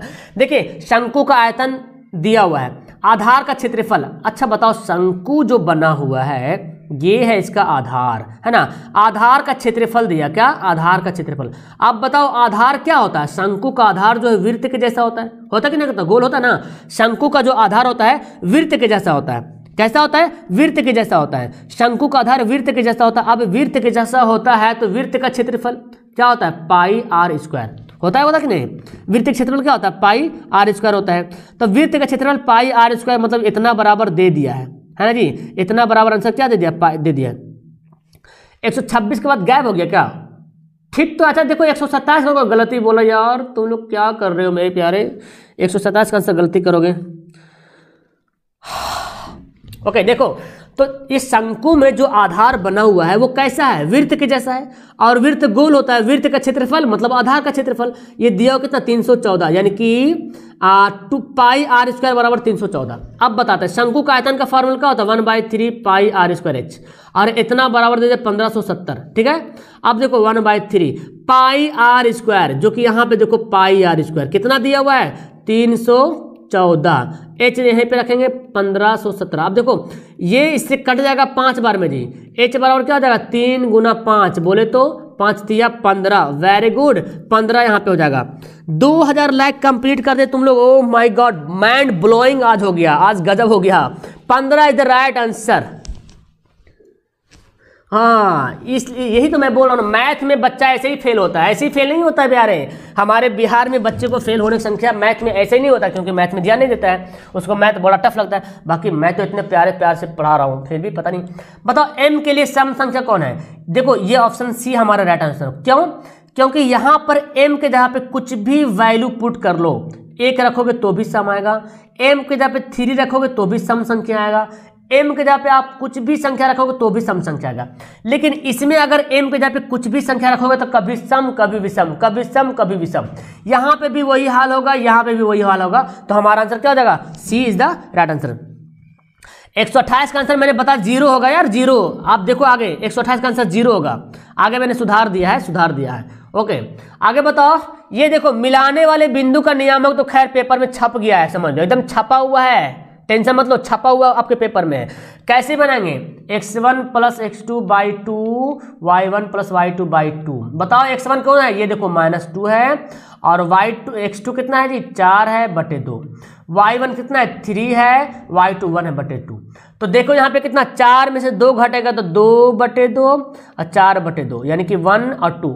ओहो 1 2, option number A, very good sir. SST हो गया है, SST हो गया, अच्छा SST हो गया तो अच्छी बात है। अब यहाँ पे मैथ पढ़ रहे हैं, अब मैथ मेरे ख्याल से 39 और 40 सवाल लास्ट होगा, मुझे याद दिलाना। चलो इसका आंसर बताओ जरा क्या होगा इसका आंसर।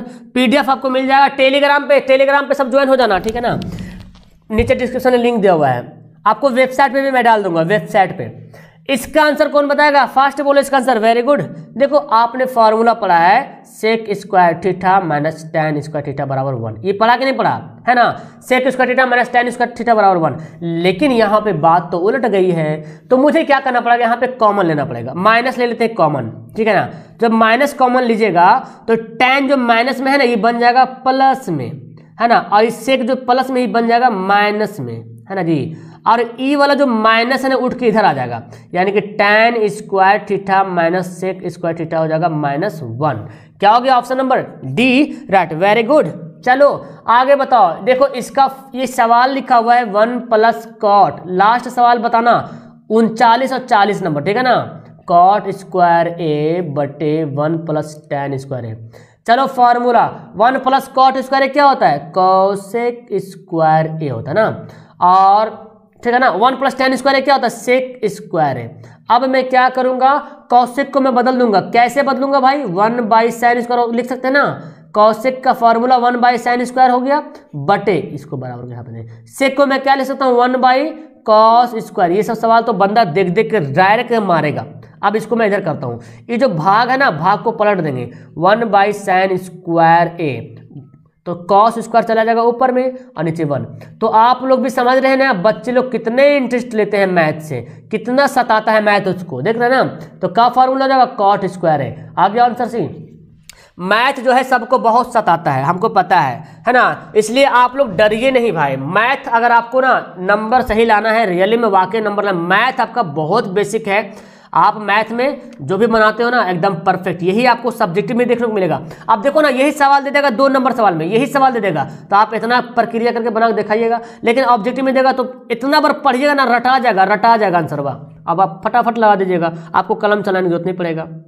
कोई रेखा वृत्त को सिर्फ एक बिंदु पर स्पर्श करती तो वह उस रेखा को क्या बोलते हैं। कोई रेखा है वृत्त को एक बिंदु को टच करती, एक बिंदु पर टच करती है, उस रेखा को क्या बोलते हैं, स्पर्श रेखा बोलते हैं। और एक वृत्त के एक बिंदु पर केवल एक स्पर्श रेखाएं खींची जा सकती है। मेरी बात सुनना, एक वृत्त के एक बिंदु पर, एक वृत्त के एक बिंदु पर केवल एक स्पर्श रेखाएं खींची जा सकती है, लेकिन एक वृत्त पर अनगिनत स्पर्श रेखाएं खींची जा सकती है। अनगिनत, अगर बिंदु नहीं बोलेगा तो अनगिनत, है ना, लेकिन बोलेगा एक वृत्त के एक बिंदु पर तो केवल एक स्पर्श रेखा। ओके हाँ चलो। अच्छा ये बताओ, एक पासे को फेंकने पर आभास संख्या आने की क्या प्रक्रिया है। तो पापा की परियों और मम्मी के लाडलों, रेडी हो तुम लोग। हाँ यार रेडी हो तुम लोग फटाफट। और 39 और 40 सवाल में, है ना, देखते हैं किसका किसका नाम आज स्क्रीन पे लिखाता है। एक पासे को फेंकने पर आभास संख्या आने की क्या प्रक्रिया है। अगर आप पासा को फेंकते हो तो 1 2 3 4 5 6 आ सकता है। आभास संख्या कौन कौन है यहाँ पे, देखिए आभास संख्या 2 आभास संख्या है, 3 आभास संख्या है और 5 आभास संख्या है ना जी। तो 3 घटनाएं घटेगी, लेकिन टोटल जो है 6, यानी कि 1/2 क्या हो जाएगा, 1/2 जो है क्या हो जाएगा, आभाज्य संख्या हो जाएगा। लास्ट में टेलीग्राम का लिंक जाएगा, वहां पे ज्वाइन हो जाना, है ना, और फिर उसमें ज्वाइन हो जाना, वहां पे पीडीएफ वगैरह मिलेगा। टेलीग्राम पे भी क्यूज वगैरह होते रहता है, ठीक है ना। आभास संख्या बताओ कौन सी आभास संख्या है। आभास संख्या समझ रहे हैं, प्राइम नंबर। तो देखो यहाँ पे ये सवाल पूछा गया है, ये मैं नहीं बोल रहा हूं, आपके पेपर में इतना बउआ वाला सवाल पूछ लिया है, ठीक है ना। तो तुम लोग तो बउवे ही हो। ये सवाल याद करना, संचय बारंबारता वक्र कहलाता है। वक्र कौन कहलाता है, तोरण। इसको सवाल को रट लो, है ना। ये सब कुछ ऐसा सवाल होता है इसको रटना मांगता है। वक्र कहलाता है तोरण, जो बनाने को होता है ना, तोरण जो इस तरह से ग्राफ बनाया जाता है, इस तरह से ग्राफ बनता है, ठीक है ना, इस तरह से आगे, तो तोरण उसको बोला जाता है। आगे है भाई साहब, एक मिनट आ गया। चलो पहले इसको बनाते हैं, उसके बाद पढ़ाते हैं। इसके बाद आपको मिलेगा आपका कंपटीशन वाला सवाल। ओके बताओ, यहाँ पे मूलों का गुणनफल 8 है तो ए का मान क्या होगा। ए का मान गड़बड़ नहीं दिख रहा। चलो अच्छा, अल्फा इंटू बीटा, ये होता है मूलों का गुणनफल, क्या होता है C/A, और अल्फा इंटू बीटा का फॉर्मूला होता है C/A। और इतना बराबर दे दिया क्या, 8 दे रहा ना। मूलों का गुणनफल मतलब अल्फा इंटू बीटा, मूलों का गुणनफल मतलब अल्फा इंटू बीटा। अब बताओ, ये दे दिया है C का वैल्यू क्या है, A है। देखो ना, C की जगह पे A लिखा है और A के यहाँ पे कुछ नहीं लिखा हुआ है। तो बोलो अच्छा, यहाँ पे ना तो सी की जगह पे ए लिख देंगे, तो बोलता है ए का मान क्या होगा, 8 हो गया। ये भी सवाल पूछा गया। रेडी हो तुम लोग, फटाफट बोलो। 139 और 140 सवाल में कंपटीशन होने वाला पापा की परियों में और मम्मी के मगरमच्छों में। तो देखते हैं कौन परी ज्यादा उड़ती है या कौन मगरमच्छ ज्यादा तैरता है। रेडी हो तुम लोग? और हाँ, मैं हमेशा ईमानदारी बरतता हूँ, आज भी ईमानदारी बरतूंगा। आपका स्क्रीनशॉट ले लूंगा, कोई भी सवाल मत करना प्यारे कि मैंने दिया है। आपको लगता है कि आंसर आप पहले कमेंट कर, लेकिन मेरे पास किसका पहले आंसर आ रहा है वो जानूंगा ना। जिसका आंसर मेरे पास आएगा, हो सकता है इनका नेटवर्क प्रॉब्लम हो, है ना। तो 1200 बच्चे एक बार कमेंट करेंगे, समझ सकते क्या हाल होगा कमेंट बॉक्स का, खिचड़ी बन जाएगा। स्टार्ट करें, स्टार्ट। अभी से मैंने कमेंट आपका रोक लिया है। चलो भाई साहब, सबसे पहले 139 नंबर सवाल का आंसर तुम लोग ना डायरेक्ट इसका आंसर बताओ। 139 नहीं भी लिखोगे चलेगा। चलिए मैं थोड़ा सा रुक भी जाता हूं यहाँ पे, आप लोग आंसर बताओ और मैं भी बना के ट्राई कर लेता हूँ, ठीक है ना। ओके, पेन कहाँ है जी, इसका पेन।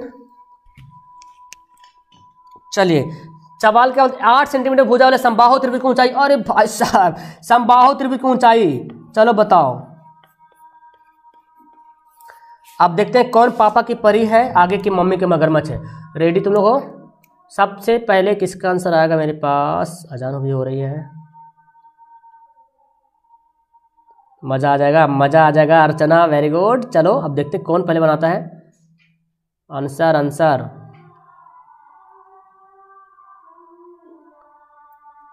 अमित कुमार प्रजापति। गड़बड़ है, गड़बड़ है भाई साहब। अरे भाई, ये तो मगरमच्छ बहुत आगे निकल गया। रवि कुमार, बस अब कमेंट मत करना तुम। Ravi Kumar Indian, very good.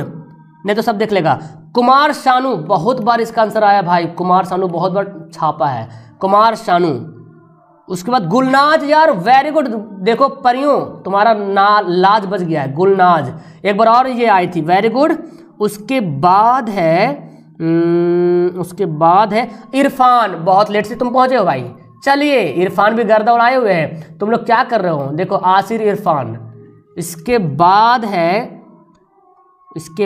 है टीम सपोर्ट गेमिंग। मैं क्या लिखूं, यही नाम लिख दूंगा, टीम सपोर्ट गेमिंग।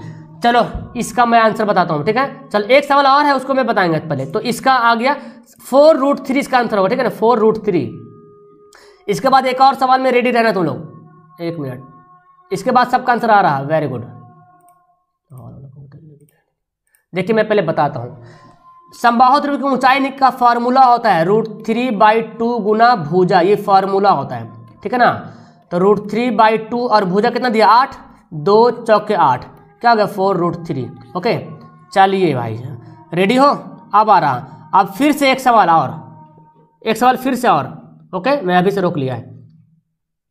आहा, ये सवाल गजब का है, बताओ जरा इसका आंसर।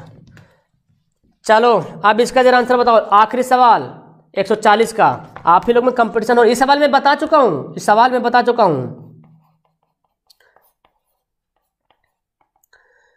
5 देखो, प्राकृतिक संख्याओं का माध्य 5n/9 दिया हुआ, ठीक है ना। ठीक है, वाह। तो n का वैल्यू ज्ञात करना, n का वैल्यू क्या होगा। ये सवाल मैं पढ़ा चुका हूं, पहले भी पढ़ा चुका हूं। देखता हूं अब यहाँ पे मैं कलर भी चेंज कर लेता हूँ, थोड़ा सा अच्छा वाला कलर उठाते हैं पापा की परियों के लिए। रेड वाला तो मैं लिख लिया हूँ, इसको लिए लिया, मोटा कलर उठाते हैं, ठीक है ना। देखते हैं किसका पहले आंसर आएगा 140 का। अब तक तो नहीं आया है। n का वैल्यू, निराश मत होइएगा आप लोग, ठीक है, निराश मत होइएगा। होता है अब बाकी जब सबका लास्ट में आंसर आया ना, मैं बता दूं, डोंट वरी, आगे पीछे होता है कमेंट बॉक्स में, आगे पीछे होता है। अब देखते हैं इसका आंसर कौन पहले बताएगा। अभी तक तो कोई नहीं बता रहा, जा रहा। अरे भाई साहब, तो मगरमच्छ बहुत ही फास्ट दौड़ रहा। नागेंद्र चौहान, चलो यार स्क्रीनशॉट ले लेना तुम। नागेंद्र चौहान, ओके। उसके बाद मेरे पास आया है मुमताज आलम पीली। जैसा मत करें आप, मैं अपना कमेंट, मेरे पास जिसका पहले आया उसका नाम मैं लिख रहा हूं प्यारे। ओके एक बार इतना बंदा कमेंट करा, समझ रहे हैं ना, कमेंट उड़ जाएगा सबका ऐसे ही। और उसके बाद ठीक तो है ना, ठीक है।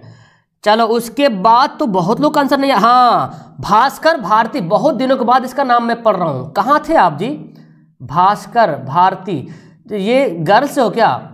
लड़कियों का जान बचा लिया तुम लोग, परियों का जान लाज बच गया, लेकिन पहला नंबर पे नहीं आया अभी तक। उसके बाद कहाँ भाई साहब? उसके बाद आया शाकिर खान। ओ गजब गजब गजब, देखो शाकिर खान। उसके बाद मेरे पास आया है बीके ऑनलाइन सॉल्यूशन। लो भाई, ये बीके ऑनलाइन सॉल्यूशन भी आ गया यहाँ पे। चलो यार, बीके ऑनलाइन सॉल्यूशन। उसके बाद देख रहे कितना आंसर 45 आ रहा, 4.3 आ रहा, 9/1 आ। संतोष देव लिखा हो, 9/1 बोले तो चलो 9 ही है फिलहाल, ठीक है। संतोष कहीं पे मैं लिख दूँ, नीचे लिख दूँ, ठीक है ना।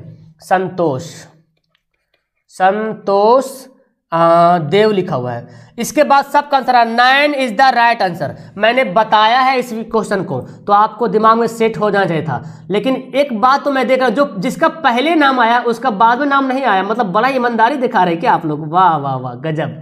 या तो बनाने में मिस्टेक, आंसर देने में आंसर लेट हो रहा होगा। चलिए इसको बताते हैं, देखिए कैसे बनाएंगे इसको। होता क्या है, प्राकृतिक संख्या का माध्य निकालना है। तो प्राकृतिक संख्या का योग माध्य जब भी निकालने बोलता है तो क्या करते हैं, पहले आप योग निकालते हैं। जैसे मैं अगर बोलूं कि 1 3 5 है ना, इसका माध्य निकालिए, तो आप इसको जोड़िएगा और 3 ठो है तो 3 से डिवाइड कर दीजिएगा। तो हमको नहीं पता कौन प्राकृतिक संख्या है, तो हम प्राकृतिक संख्या का योग तो निकालेंगे ना, n × n+1/2, ये तो योग का फॉर्मूला होता है। और इसको डिवाइड भी करना है, कितना से? हमको क्या पता कितना पीस है जो डिवाइड करेंगे। यहाँ तो पता था 3 पीस है, 3 से डिवाइड कर दिया, लेकिन हमको यहाँ पर पता नहीं कितना पीस है। लेकिन एक बात तो पता चला n पीस है, मतलब हो सकता है कितनों भी पीस होगा, तो उसको डिवाइड कर देंगे ना। लो भाई, मैंने यहाँ पे डिवाइड कर दिया, किससे? n से मैं यहाँ पे डिवाइड कर दिया, n से डिवाइड कर दिया, ओके। और इतना बराबर दिया हुआ 5n/9, ठीक है ना।